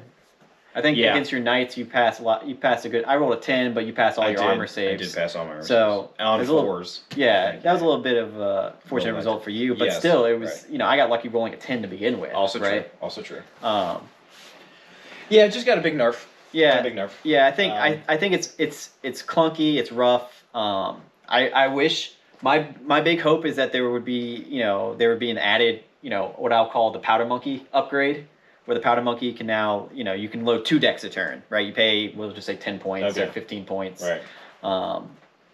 And you're able to load 2 decks a turn with it, right? Just something that gives it a little bit more consistency. Because now when you're able to roll 2 dice a turn, you're at least, having some consistency of like, okay, I'm going to average after the first volley, 8 to 10 shots a turn. Yeah, I just don't see it as it's not as It's definitely not a auto- must-have. even for a tournament, like if you're going win at all cost, it's not an auto include anymore, in my opinion. Like it can still blow something off the field turn 1, but after that it's kinda I don't know. I just don't think it's not as auto include as it Yeah, used to. and I think for what you got to think for 110 points, you can get a unit of handgunners with upgrades and even a Hawkman long rifle. You mean outriders or pistoliers? That's what I'm saying. You can do that too, Yeah, right? And you're getting, after one turn, you're getting more shots, more flexibility with the entire unit. More like, unit strength. You're covering a lot versus more. just that one load, right? Yep, I agree. And so, again, it's a little bit. Obviously, it's a little. You bit need multiple loads, guys. You need multiple loads. You need that powder monkey. No, train yourself. Multiple loads. So, next war machine we'll talk about is the Hellstorm rocket battery. I think this changed. I can't remember how the Hellstorm rocket battery worked in 8th edition. I think it was the same. It's obviously not the same from 7th. Yeah, it's very different from 7th. Hellstorm rocket battery Where you at, is Mr. Hellstorm? is still one of those. I don't know how you bring it to the table unless you're just kind of like bringing it into Unless 7th, right? 7th was good. or like an apocalypse style game, What right? did where it you're do in hitting 7th? something. What did it do Well, in 7th? in 7th, it was a large blast strength 5. Yeah, and that was it. amazing. That was it, right? So again, similar to the mortar, but your strength 5, and so you're just putting down pie plates and blowing up units. I mean, I had a joke with my high elf friend that I would always blow up a unit every single game. Yeah, with one it. direct hit on a unit of 20 spearmen, they're all dead. Yeah, I mean, or these insignificant. There's 2 left. Yeah, or insignificant amount at that Sure. point. Even if there's like a 5, like it doesn't, that's not going to do anything. So in 8th edition, they were strength 3 armor piercing blasts. That's huge. That's But a big how did difference. it scatter? Because I think it scatters differently than. First, you would roll a d3. That's the number of rockets fired in the salvo. First, place a small round template over your target, following the rules for a stone thrower. So, if you get a direct hit, you get d3 shots. Roll a single artillery dice and a number of scatter dice equal to the number of rockets in the salvo. If the artillery dice result is a misfire, roll a d6. Blah blah blah. Move the template a number of inches equal to the. So it seems like. So you picked a point and each one scattered off that point Yeah, that that's you what it chose? seemed like. Yep. When the final position of the template is known, resolve hits as if blah blah blah. Yeah, so it's just strength 3. Well, I will say that there's a buff right now. It's strength 4. Yeah, armor that was strength. piercing. Oh yeah, you know what? I don't think it was armor piercing either. So that's definitely a buff from in terms of a stat line. It was armor piercing back then too. But Strength 4 is so much better than strength. Yeah, but my big struggle off of this is the current rules for it is Is it just one shot? no, it's still you still choose D3 shots, and it's still the similar setup with this with the point, and then you scatter off that point. Okay. But the way it works now is you pick a point, then you, for however many shots you do, you roll a artillery die and a scatter die for the first one. Right, And then placing the shot. Yeah, and that is the Initial land point. initial landing point, and it's also always indirect fire. So even if you roll a hit, you're still scattering a little bit, right? Where does it say that? It says that you always have to fire indirect. Are you sure? Yeah. No, that's it. There's nothing else. So it's a Hellstorm rocket battery fired the same way as an ordinary stone You thrower, change except it? that you scatter D3 templates from its target position rather than one. When scattering any templates after the first, only scatter dice is rolled. The result from the artillery dice first roll applies to all shots fired the turn. When scattering any templates after the first, only the scatter dice is rolled. Yeah. So if you Right. roll like an 8 Yeah. on your artillery die, you just roll a scatter die for after the first one, and you scatter that Right. that subsequent one scatters that far. Yeah, in addition, off your all initial shots made from artillery the die counters being roll. fired. Oh, yeah, it says it right there. Jeez. Yeah. In addition, all shots indirectly. So Yeah. even if you roll a direct hit, it scatters. Yeah. So you're at minimum always scattering 2 inches from your initial, what you want, quote unquote, want to hit, and then after that, then based on what your scatter result, what your artillery so die bad. was. Yeah, it's like I said. That's why I'm saying I don't. You just have to get lucky. I would only really bring it in like apocalypse style kind of games. Yeah. Just to justify, because you're gonna hit something. At that I'd point. rather it be strength 3, and then they don't fire indirectly. That'd be I would rather have that. Yeah. But I mean, because it's at least a better chance to at least hit, and you get a chance to roll dice to wound something. Yeah. But that goes, I guess, it goes against the fluff of a Hellstorm rocket. Yeah, I mean, 'cause you're they're just fine. supposed to go. Yeah, I mean the idea is that I think in the video game, I mean they just go everywhere. Yeah, they do. They're just. But when they hit something, they are strong in Warhammer Total War. Like if you hit something with one, like a unit, an infantry, it does a lot of damage. It's more than a mortar. It's more than like a cannon. It's more than like I don't know if it's more than a hellblaster, but that's just like a lot of continuous shots. Yeah. But it hurts. And then we'll talk about the big daddy of war machines for Big Empire. daddy. Yeah. Steam tank? Is that you want to go to? Yep, steam tank, which is now chariot, but we'll talk about that. Talk about that later. Go for so it. obviously, there's tons of rules with the steam tank, as always with the steam tank, because it's just so unique and all this other stuff. I think it's the same points. It's still in terms of movement and how it does things. It's similar to how it was in 8th edition. There it is. Where you can generate 5 steam points. You roll an artillery die. You have to roll less than the number of wounds that you have to not have any mishaps. Yep. But one of the biggest changes for it, in my opinion, that's really been beneficial for the steam tank, is that it's considered a chariot now. So you have to actually roll to hit because it's considered a chariot profile, not a war machine that gets auto hit. Well, in 8th edition, you had to do the same thing. You had to roll to hit it. Oh, I thought in 8th edition it was not considered. I thought No, it was you have to auto swing hit. against the weapon skill 3, if I'm not mistaken. Okay. Well, If I'm not mistaken, but that's what I remember. You still have to roll. yeah, and the cannon's still good. There's all the different variants of the steam tank as well. From back in, I think it's Same points, too. 5th or 6th edition, when you actually could get those rules and bits and all that stuff online. But it's a beast. I don't think there's anything in the game that's like it. No. It's just super unique to the Empire. It's got something that nothing else can really deal with. I mean, I can't think of anything that can almost basically kill anything in the game and also take a hit from almost anything in the game. I mean, The way that thing does for 250 points? Yeah. With a 1-up save? Not much. It's not much. If there is any, there's not much. Yeah, because I mean, you go up against a tree man, like, okay, you're gonna, you might take a couple wounds, but then all of a sudden, even if you get charged, I'm gonna tree whack you. Whack! I guess you have to pass an initiative check, or you suffer like it's like D6 wounds or something at like strength 10 or no armor save or something. Initiative 3, 50-50. What do you mean? Tree man? It's probably initiative 3. No, I'm saying the the pass or fail. pass for the engineer. I think the last time I did that, I was playing against Bob, and he had a Terrorgeist, and it's only like initiative 3. And I was just having fun, so I just made him tree wreck every turn. It was funny. It was fun. But I mean, I think it's just this absolute beast. It can hold a flank. It can. I've actually never played with the steam tank until Warhammer's Armies Project.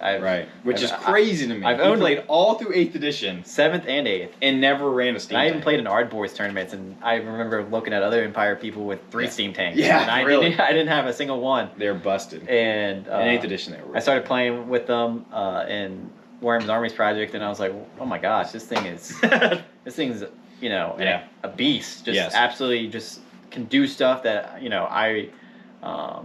that I would never thought Empire could really do or really have, and it's just it's a lot more efficient in terms of being able to be a tank versus like Empire Knights. Like you gotta think like versus a unit of Knights, which actually are a little bit more expensive than this unbreakable freaking behemoth.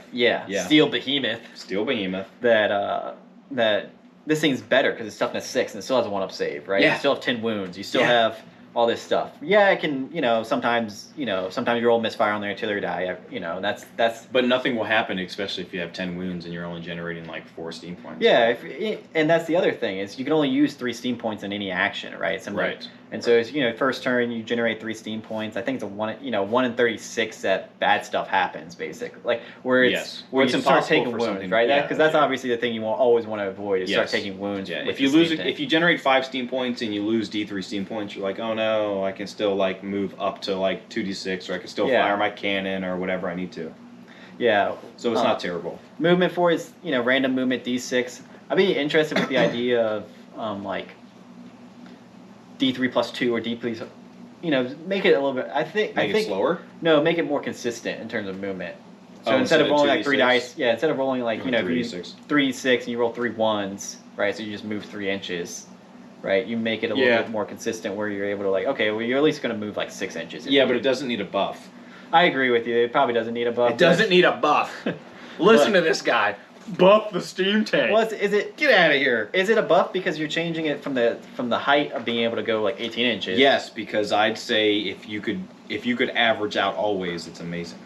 if you could get 9 or 10 inches always and count on 9 or 10 inches always instead of 3 to like 18, yeah, I would say average is great. Yeah. Because then you could be like, 10 inches away. Well, that's the average. Let's go for it. Yeah, I would take that all day. Yeah. That's me though.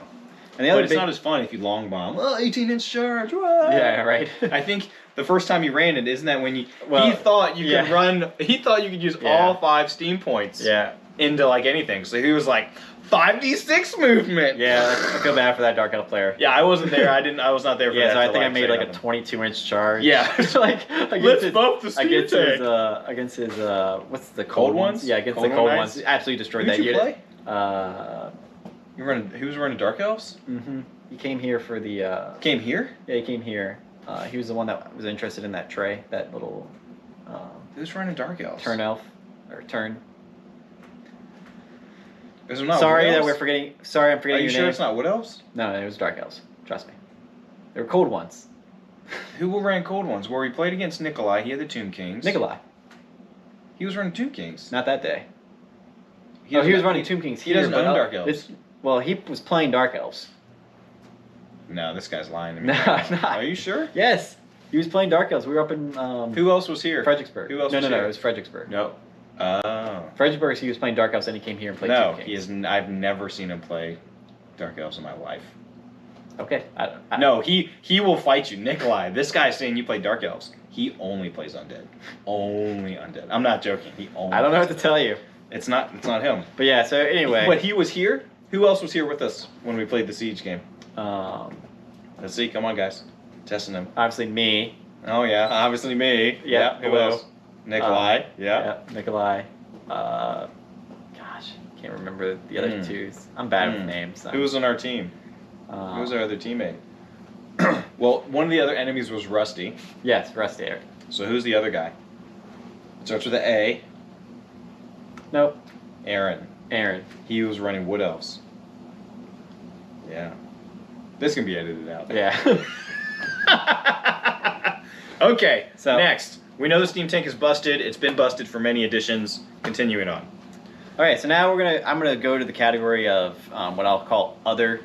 This is all like the units. old stuff that you used to be able to take back in the day. Actually, let me edit. So the next thing we're gonna go to is the I'm Demigryph not Knights. editing. We're just going Oh. right through. So- Demigryphs. Yeah, so we're gonna go into Demigryphs before we go into the other category. Demigryphs went up in points, lost things, so they're no longer. They only lost armor piercing. Yeah, but I mean that's a big. You said things, multiple. They Okay. lost one thing. They lost value. And you can only take one rare. They went to rare. That was actually pretty big. Oh yes, They were special in 8, so you could take like 2 or 3 units of them, which they were amazing. So you could take like Demigryphs and steam tanks. It was amazing back Yeah. then.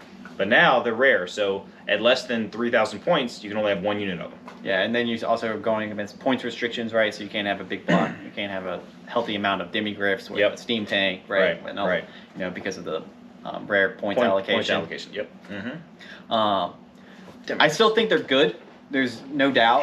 Yeah, still really you know, they're 60 points model base I wish I could do that. for what they do. They're, in terms of stats, like I said, outside of the armor piercing, the Demigryphs losing armor piercing, they still gain those stats. I think one change that was significant. I don't know if it was this is how it was in 8th, but the mount of cavalry no longer benefits from hatred of warrior priest.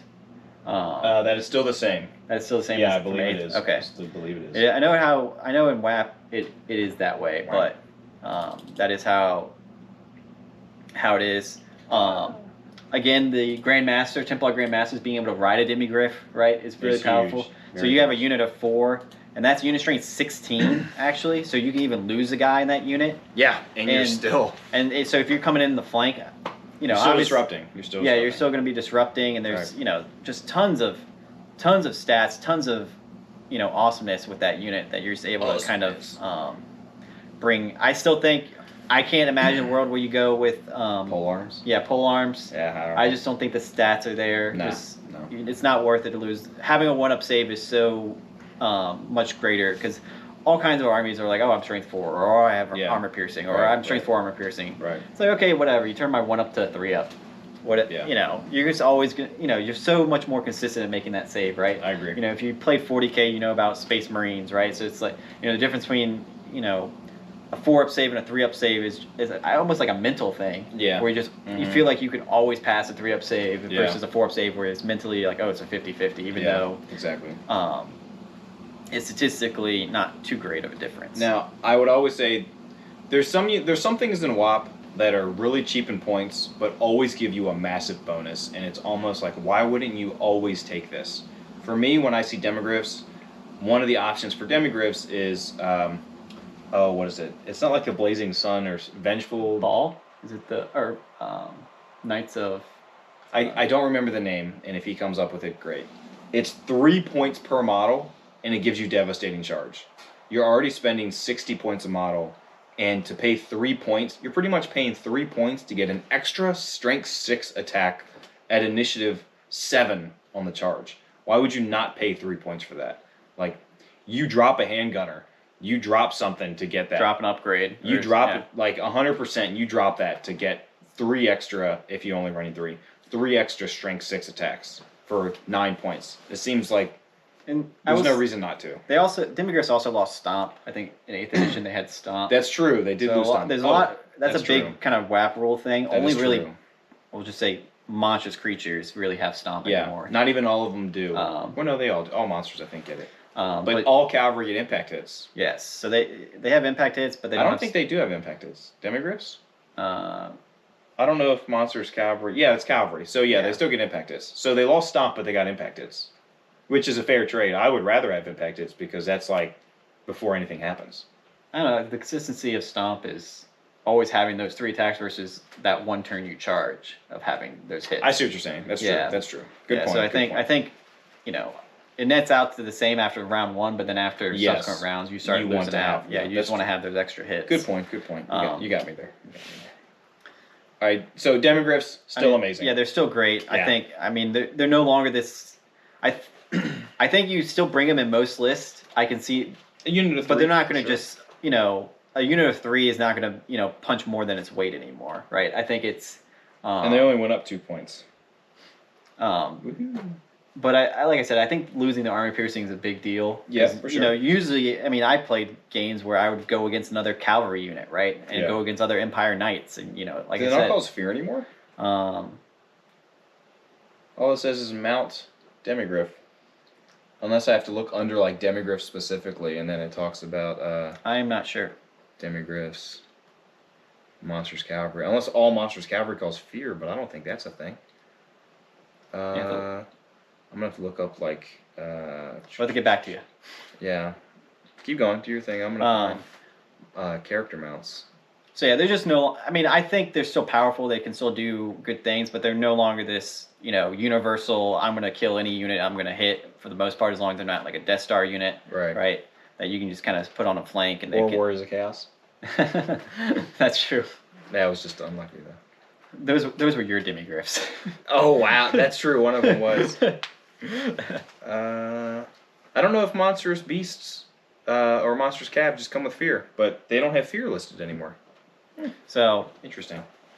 So yeah, again, I still think they're great. You still probably are going to bring them in most games, but I don't think they're going to be this thing where you're you're going to bring this like 200-point unit that's going to all of a sudden be able to kill like a 300-point unit by itself, right? Okay, so let's get to some of the cooler stuff that they've reintroduced back into the game after 8th. So I know we just went through a lot of the stuff that it was already pretty much an 8th edition book, but that's pretty much just I'd say most people are playing 6th or 8th edition, so we at least got through 8th edition.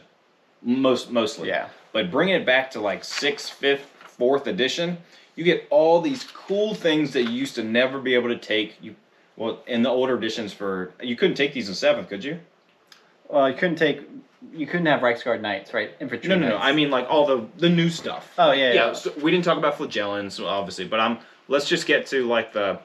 Yeah, so war wagon is back. Yeah. Halflings are back. Ogres, Imperial ogres are back. Yeah, all that stuff that is like fluff that that armies and races live in the Empire are now actually back, able to assist the Empire. Oh, Sisters of Sigmar are back too. Yeah. Like all that cool stuff. Stuff they had models for, but they didn't. They failed to continue to support over the time. Yeah, right. For some reason, they just didn't want to keep including halflings. I get it because they didn't want to make new models and stuff like that. So go ahead, go all Yeah, sort so of something. as Blue mentioned, you got the dwarves, halfling, and ogres. So that's obviously the various, other. Are they special or core? They're special. They're all They're special. special? Okay. Yeah, and so you Makes you sense. just kind of bring something that's not really unique to. I mean, you bring something that's not relevant to Empire, right? As being a normal human, then you kind of bring that to the table, essentially, right? Dwarves, Yeah. you can have this. You got a T4 unit on the field. Yeah, Infantry T4. Toughness 4 that has a good that you can get with a good save, right? You can give them. No, actually, you can only give them shields, and they come with light armor. That's it. I mean, toughness 4 is with the Toughness, shield. yeah, I mean, That's- light armor and shield, toughness 4, walking across the field. I mean, that's just a decent sized unit, and then they have some of the dwarf rules, right? Ancestral grudge. I didn't realize this. You can give Imperial Dwarves halberds. Why? Why not? For 1 point? Sure. Give them a halberd and a shield. You can give them spears. Why? No. Why? When you can give them a halberd, why would you give them a spear? Those extra attacks, man. Shut up. 5 extra, 5 extra strength 3 attacks. Yeah. Wow, that's awesome. I didn't know you could give them halberds. I don't know if there is a dwarf model that's made with a halberd. I haven't even Chaos seen an dwarf, alternate. Yes. The big hat ones. I think Chaos or even the Dwarves- Forge World ones, I guess. They have the fire glaive that looks like could be a halberd, but the old ones they have the very tall. That's a halberd. Yeah, you could do that. But That's awesome. I mean, they're if you think about it, if you give them a Very halberd cool. like that, no shield. Even if you give them a shield, with a shield it's 9 points. Yeah. A model. I mean, that's not for Not toughness cheap. 4, Toughness leadership 4, 9. strength 4, weapon skill 4 No, strength 3. with a halberd. Oh, you're sorry. I was With thinking- a halberd, yeah, strength yeah. 4. And you're resolute and relentless and all that stuff. Yeah. And they have ancestral grudge, so you could even roll hatred versus the enemy ogres army. or orcs. Sorry. Oh yeah, that's right. I forgot they Yeah. changed that. Grudges, it's just always hatred versus orcs and goblins. Yeah. Okay. But yeah, you could take a whole army of, all your special could just be dwarves and halflings and ogres and in an empire army. Yeah. Classic. It's just awesome. It's like a Dogs of War combination thing. Yeah, I'm kind of excited for ogres, imperial ogres. Give them a pistol. Yeah. So if I don't know if you know about ogre pistols, they're actually just handguns. They have the same style line as a handgun, but they have quick to fire Yep. because ogre's hand is much bigger than my hand. Yes. Just a tad. Probably closer to Blue's hands. Blue's has some. No, we don't need to compare hands. We don't need to compare hand size on here, guys. But I mean, I think that's pretty cool with some various things that you can do with ogres. I mean, you got a lot of, again, strength 4, toughness 4 stats. Yep. 3 wounds. Movement 6, man. Something pretty. Nothing else in the entire Empire line is gonna do what that does, other than maybe a demigryph. Is there any mount that a character for the Empire can go on that's on a 40 mil? I don't think so, right? Pegasus? Yes. I think so. Yeah. Okay. I think a Pegasus, but only wizard lords and. No captains? Yeah, I don't think captains can ride a Pegasus. They used to be able to. So what would be cool is you put a hero on a Pegasus inside a unit of Imperial ogres. You can take an Imperial Pegasus. Boom on Yeah. a captain. Yeah. Do it. Yeah. A captain on a Pegasus, just actually flapping his thing with the ogre pistols and. That actually might be tactically pretty sound because you Yeah, can it's go big. on a flank and then all of a sudden the captain can just charge out of it and charge like a war machine. Well, or the best something thing is like that your ogres now are going to have a leadership 8 with hold the line. Yeah. One of the weaknesses of ogres is low leadership. Now your leadership 8 with hold the line, baby. Yeah, 12 attacks coming in with all 4. Yep. Yeah. Plus you can charge in with your pistols. Yep. And you're going to have a 6-up parry. Yeah. I'm a little It's excited. not amazing, but it would be cool. Yeah. Do it. He's got a lot. He's got a lot of things to work on. That'll get you to 10,000 points really easily Yeah. if you just keep building all this stuff. So then the next thing, as Blue mentioned before, is the Sisters of Sigmar. Sigma. These are really cheap special Yeah, they're units? 4 points of peace base. base. Yeah, 4 so points. you can pay a point to give them. In my opinion, you should just give them a buckler. Every time. Yeah. You can also pay another point for just light armor. They come with nothing. They just literally have a hand weapon. Yeah. But what's cool about these Gals. is Sisters have some respect. that if they're unit strength 5 or more, they basically count as a warrior priest. Right. So you can start doing all these prayers with this unit that just all out of nowhere, and you know, Do they you give channel them, like one too? huh? Do they channel like one too? I'll look that I up. believe they get both the divine power and the battle prayers, which I think are the two rules that give the channeling and the prayers. I think that So you can have a unit. A minimum size what? 5? 5. So you pay for bucklers for 20 points. You have 5 little sisters running around with a hatred of. I don't know why you'd ever do that. 5 of them. I don't know.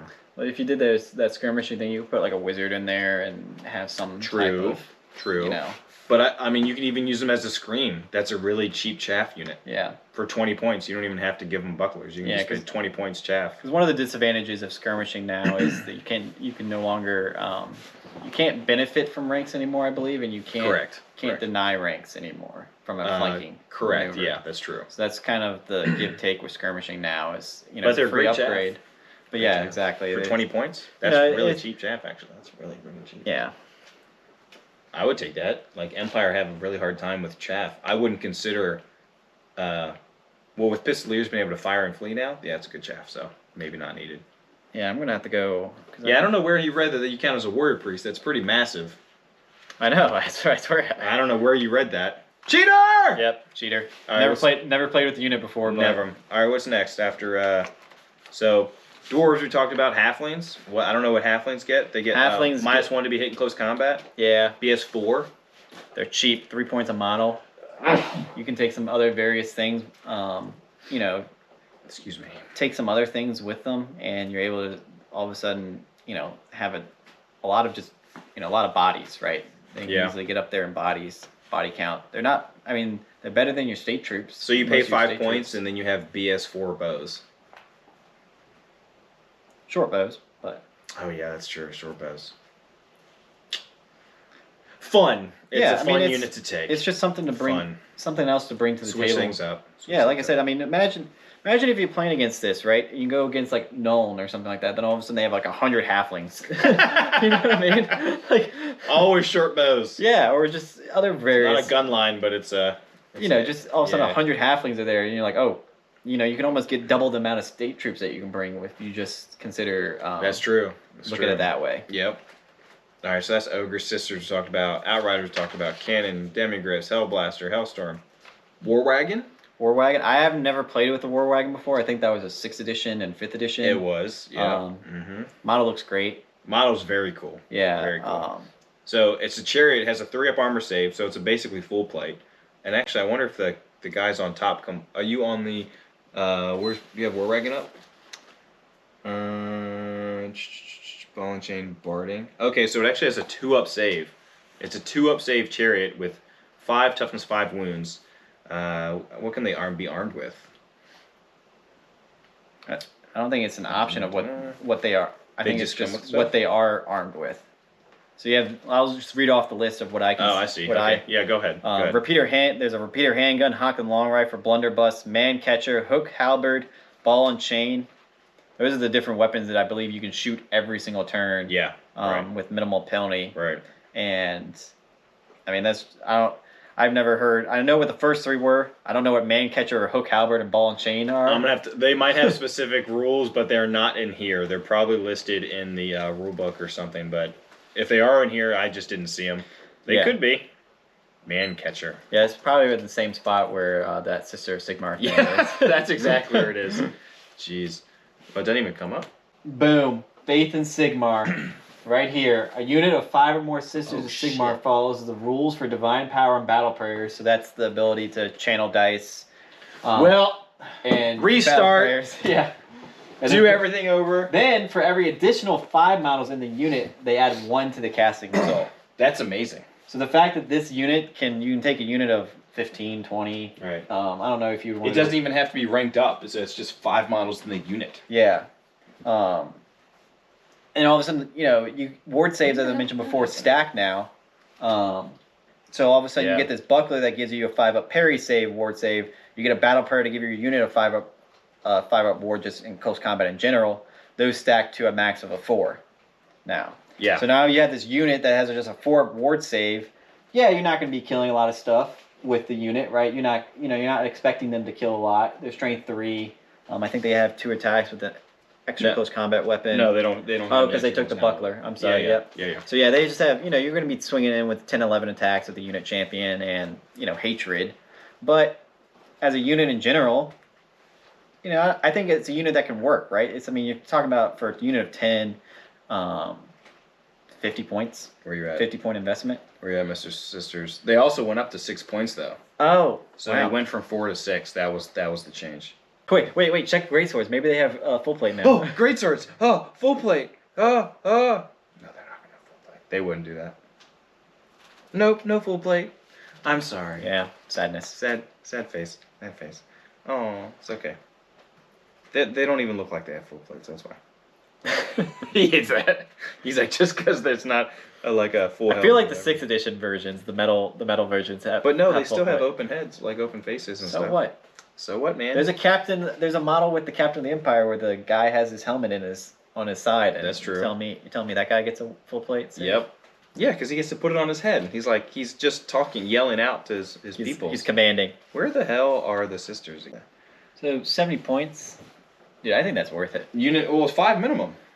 Well, yeah, you can go 30. minimum. You can take 30. It's like War Dancers, Yeah, it's war dancers, but but just, obviously not as hard hitting. war dancers, they can hit hard, I guess, if you roll well enough. Well, they have like 2 attacks with base, right? With I don't actual even close think combat. no, it's not base, but just with 2 close combat weapons, they have 2 attacks. Yeah. But it's just I would give them bucklers. You don't need light armor. Yeah. And then I would just run around with bucklers and run into combat. Can you explain the shooting difference between a buckler and a shield? Bucklers don't get any benefit from getting shot at. It's Yeah. only a 5-up ward in close combat. Yeah, so Flat. that's why I think it's I don't think it's worth it to go for the light armor because in my No. opinion, there's a lot of things that just will do a random -1. Right. Just armor piercing or strength 4. And you're not going to really you don't really need to use them as a block of troops, because you can take skirmishers for free. And if you don't since they have such weak armor, you really would prefer skirmishers. So all missiles at -1 to hit them. I would prefer to take. Yeah. I would take skirmishers. And like I said, you're not expecting this unit to be probably breaking units No, on a no. consistent basis. So you All just right, want what to else? have stuff What else we got? unique stuff. Is that it? That's covering. Oh, the battle altars. We could Yeah, talk so about we those. talked about the battle altars. So that's the Didn't even talk about the war the war altar for the arch. Yeah, we didn't even talk about the arch selector We and how can circle back on how that. busted that thing can be. Like a 1-up, 4-up with a So- stubborn. So you got the arcane battle altars, and that's the. Okay, I gotta read these because Luminarch of Hush Yeah. and the Celestial Hurricanium. Hurricanium. Yeah. They basically do the same thing from 8th edition. Yeah. Basically. But I think what's cool is that you can only do this when the points allow you to. But if you take 2 of those celestials, Right. their ward save stack. Yes. So if you take 2 of them, they're 6-inch bubble of a ward save. You overlap a little bit. You give a 5-up ward. Yeah, it's really good. Just base. From Just- anything. yeah, from anything. Shooting, what? close combat. You know what that really nasty. benefits? 100 halflings. That really benefits 100 It's only a 6-inch bubble? Yeah, it's a 6-inch bubble. Okay, so only Yeah. 40 maybe halflings would No, get just it? one unit of 100 halflings. Oh, I thought it was multiple units. No, I'm just saying you could do 100. like, It'd have to be 10 by 10 though. That's true, but I mean, That sounds freaking terrible. like just a block of that. That's so dumb. Okay, so that's like what? slaves. Whatever. Skating Do like 2 or slaves. 3 units of halflings at like 30. No, I would not waste those ward save. You know what that's good for? Great swords. Get across the field. Yeah. Something else he needs to build now, so he That's can right. get his great swords across Right. the field. Yeah. Or That's just the life goal: get great swords across the battlefield. or just using dismounted Rights Guard Knights, because now you have a 1-up, 6-up. From Yeah, from just shooting. everything. And then in close combat, you have a 5-up parry. It's That's a good unit. I'm surprised I don't see more of that. That's the one with the single bolt shot, right? Is that the one that's strength 8? yes, that's the one. D3 wounds, bolt or rerolls That's to a- wound that's versus a bounce demons. spell. It's a bounce spell. So okay. I think you get +1 to cast it. I could be wrong on that. Okay. But so that's 130 points, right? For this. All right. Let me look up this thing again. Oh no, wait, that's the Luminarch. So it's 120 points. I'm gonna pull up the Celestial. Let's see what that thing does now. That still does like the template, and then you roll to see what it does. Yeah. I don't know if it's changed. I didn't see it too much back then. So, as we were talking about the Luminarch, 6-inch bubble, 6 up ward. All friendly units. It's a range. The bound spell is innate, so even if you miscast, it doesn't like destroy itself. Solheim's Bolt of Illumination. Magic missile, range 36, causes a strength 8 hit that has multiple wounds D3 and flaming attacks, which is good, and penetrates ranks in the same shot as a bolt thrower. So a strength 8 bolt thrower, that's going to penetrate a lot of ranks of like infantry, pretty much anything. And you get to reroll to wound if it's against undead or vampiric. Demonic, undead, or vampiric. So that's amazing versus vampiric because most things you have to reroll to wound if it's not magical attacks, but this lets you reroll to wound. That's really strong. Does it count as flaming too? It does. It counts as flaming too. Yeah, so that's really good against regen. Yeah, it'll screw. So you can cast that and like cast all sorts of other direct damage and really screw someone's regen. The Celestial. All friendly units within 6 get to reroll 1s when rolling to hit. That does not say only close combat. So handgunners, pistoliers, archers, hellblasters, everything. I guess, yeah. It says all friendly units within 6. We'll spend 500 points to make a hellblaster good. No, this thing's only 130. I know, but I'm saying with Mass Engineer. Oh, and, yeah. You know, my You're spending like 400. My hypothetical Powder Monkey. Also, Yeah, Powder your Monkey Powder should Monkey. just be in the Empire book. Just Yeah, saying. totally. I mean, that's the best. Jeez. The best non-unit character name ever. Okay, so let's see. Jesus. Let's see if it still does that. An 8-bound spell, level 4, Storm of Shemtek. Something like that. Direct damage spell, range 24. Place a small round template over the target, scatter a d6. Then you roll the d6 here. If they have the fly rule, they also suffer d6 strength 4 hits in addition to any other effects. On a 1 sudden downpour, it just gets super soggy, nothing happens. A 2, all models in the unit hit suffer a strength 2 hit with the ice attack special rule. That's pretty good. Ice attack's actually a very strong thing. So what ice attack does now, it makes you, I believe it makes you always strike last. So if you hit an enemy with that and they're expecting to charge you, they might not want to charge you anymore because now they're always strike last. Yeah, and if their initiative is lower than you, They have to reroll to hit. Yeah, reroll to hit, so that's obviously better. Negative. Reroll all hits. Yeah. Like not reroll misses, but reroll all hits. Yeah, That's pretty neat. A 3, Raging Tornado. If a target lies beneath the template's center hole and is not engaged in close combat, roll a scatter die and rotate the unit that is facing the direction. Casting it. By rotating the unit, it would blah blah blah blah. So you just rotate the unit facing the direction. That can randomly win you a game. Oh, Basically. yeah. Just Like- like all of a sudden have the rear set up, and now the units can't charge. Yep. And, yeah. Anything that alters an enemy unit's movement is massive in pretty much a movement-oriented game. That's huge. Because they're going to have to take a full turn to reform, and they just, that's, like you said, that can change the entire game. Can't charge, like that's a huge... That's pretty much can be the game. Yeah. Like, and that's in the magic phase, so you do that, and then if they had shields, you could shoot the unit to pieces too if you really needed to. Yeah. Get the Hellblaster come in. And That's right. The Hellblaster, rerolling 1s to hit too. Yeah. Ew, that's a nasty combo. Lightning Strike.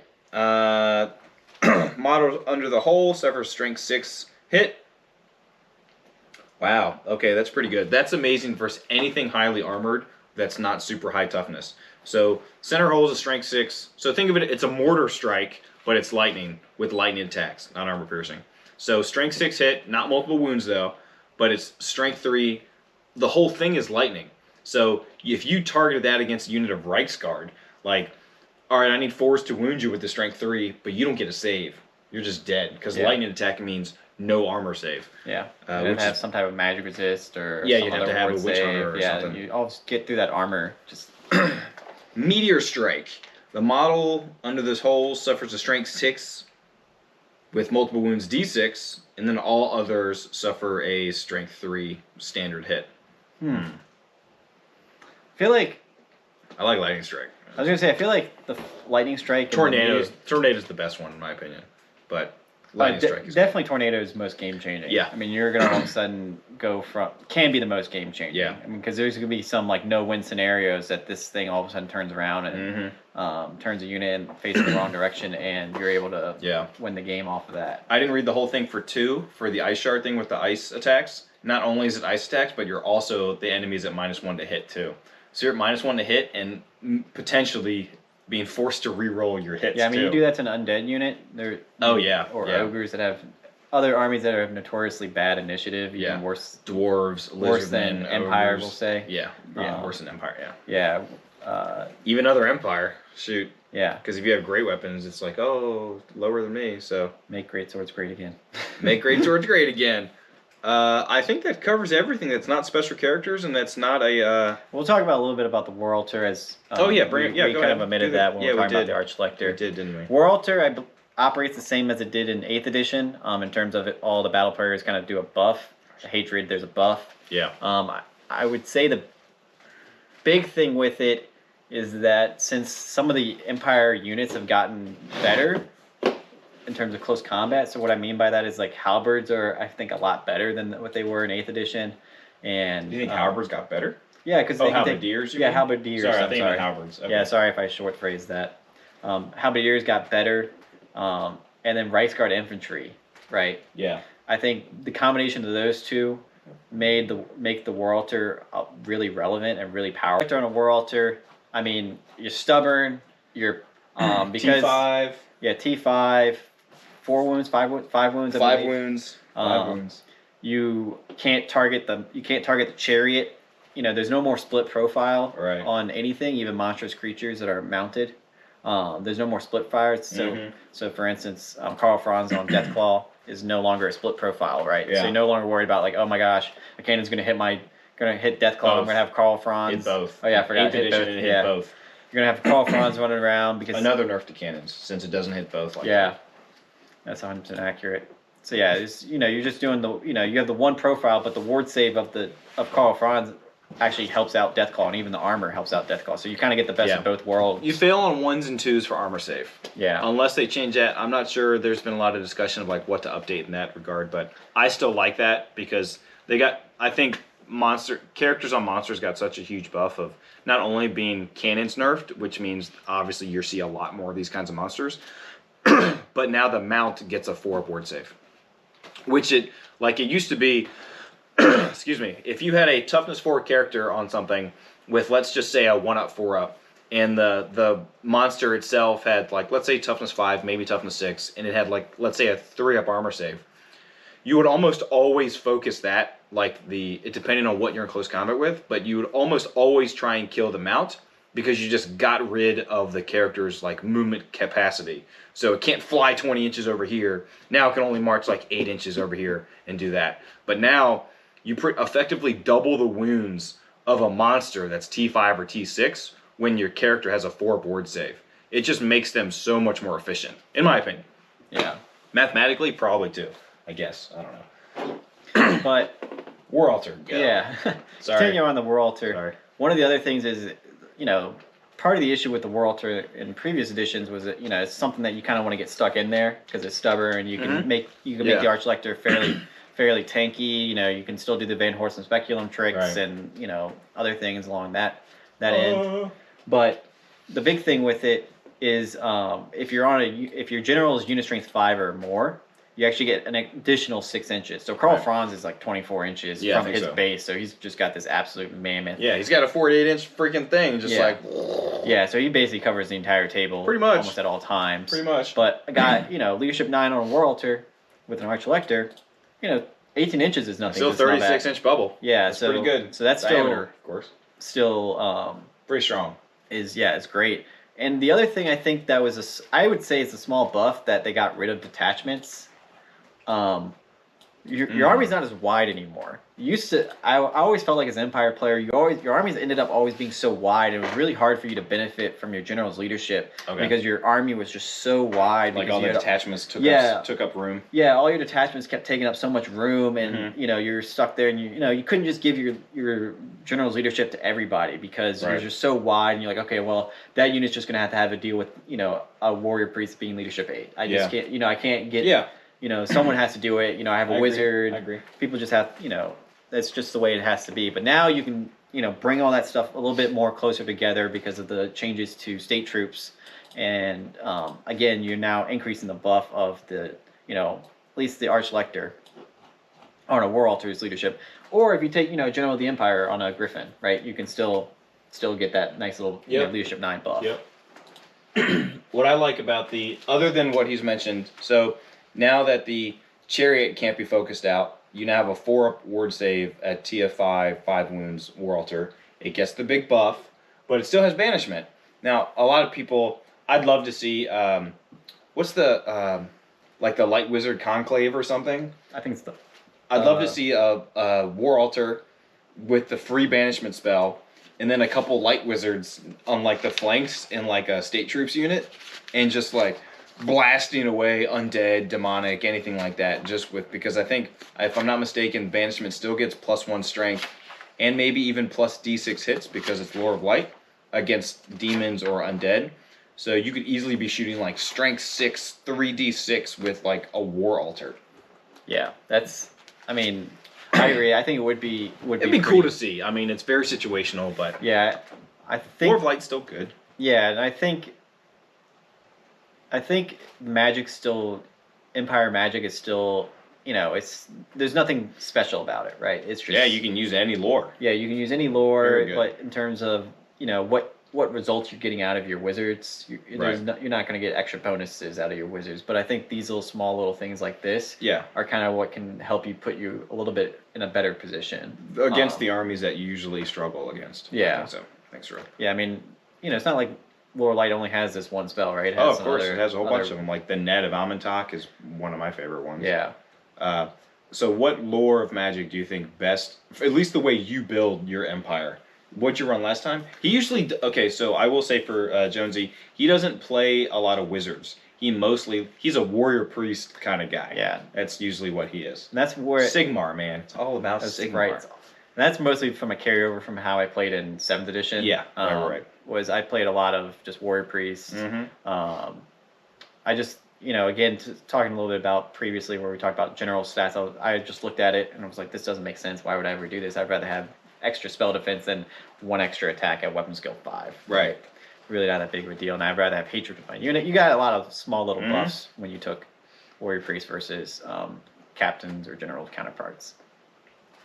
But kind of how I set up my magic was, as Blue mentioned, is, you know, I usually have an arch lector, oftentimes take a war altar because it's just powerful. I mean, there's a lot of things you can do with it. They're so good.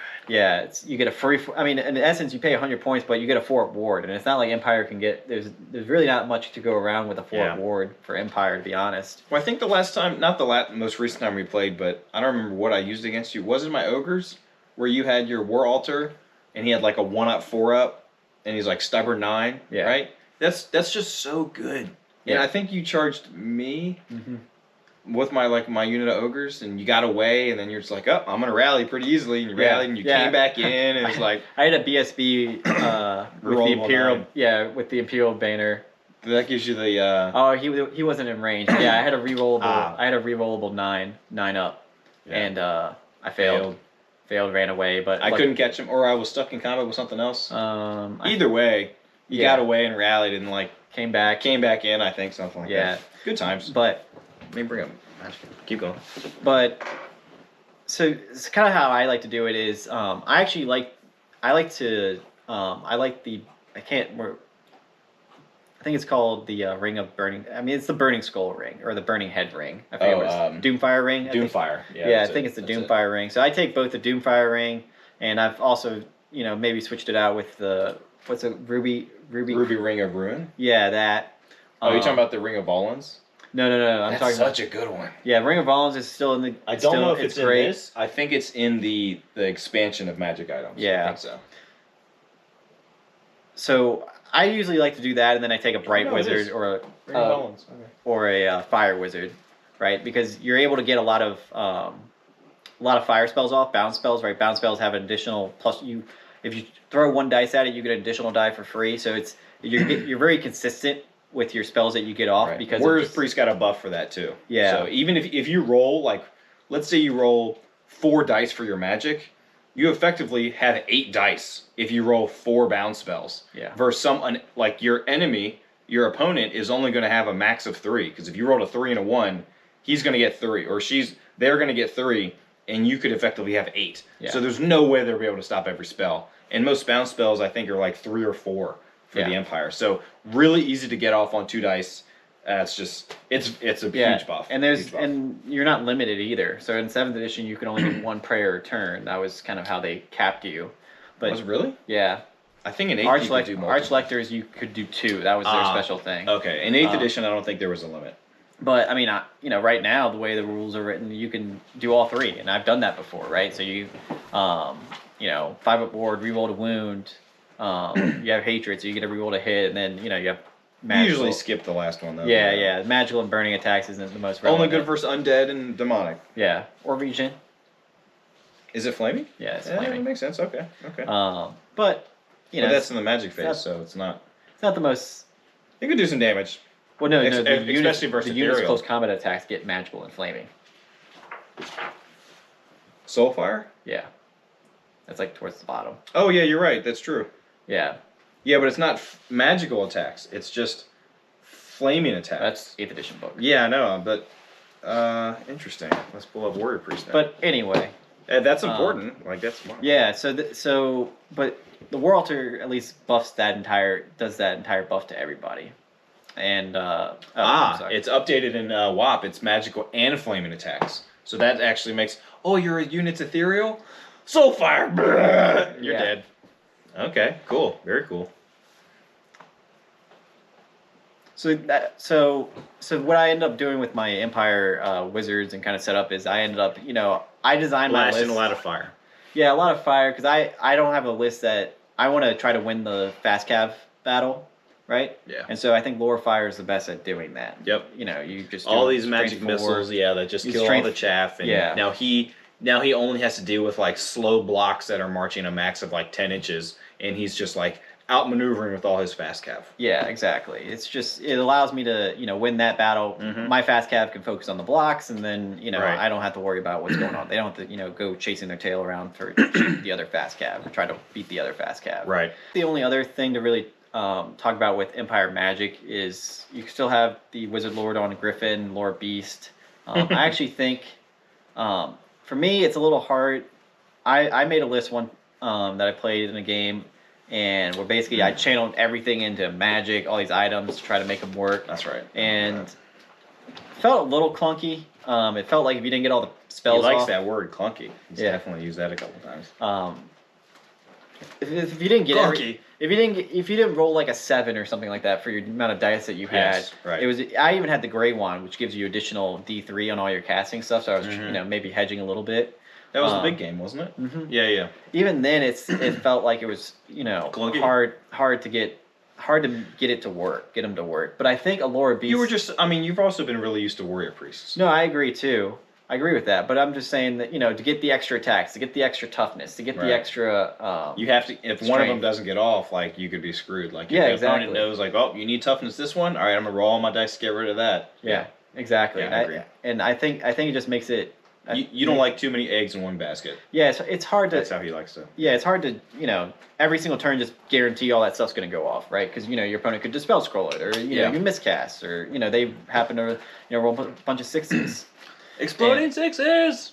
And so, but I think a Lore Beast Wizard, or even a Wizard Lord, isn't bad. I think that's actually quite, he can be quite powerful. You're talking about Strength 5 Halberdiers, right? Or Strength 5 Reiksguard. Yep. Right? Mm-hmm.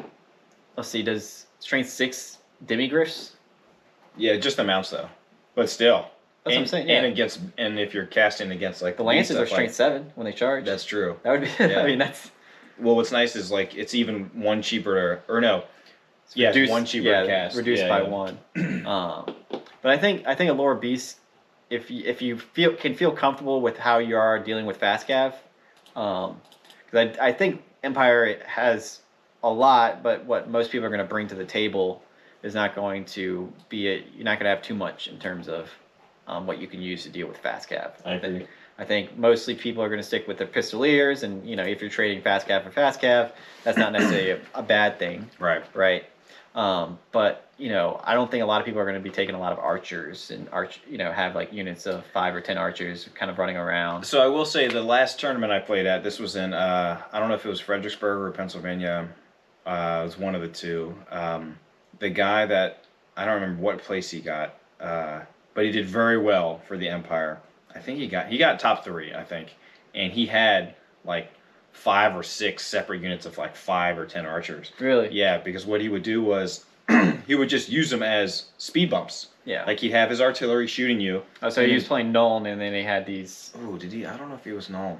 All I know is he had artillery, and then he would just get his archers like he just had like let's just say 40 or 50 archers. Yeah, on the Space field. Eaters. Yeah, exactly what it was. So he Yeah. would like throw them up, let them get charged and eaten, and it's just you can't move, you can't get through it all, and then you just the turns are gone, like the turn's over, and you killed like cool, you killed all 40 of his archers. He still has like everything else left, and you have like half your army. So. Yeah. I think that's what he was doing. But that's also a tournament list, so like I don't really constitute that as like a unless you know what I mean. I try to play friendly balanced lists. Sometimes I don't, sometimes I do. But I feel like it's more the spirit of the game, in my opinion, than trying to do like tournament stuff. Yeah, at least for like battle reports and stuff. And I've definitely enjoyed just experimenting with just like I said, I've never played with a steam tank before this edition.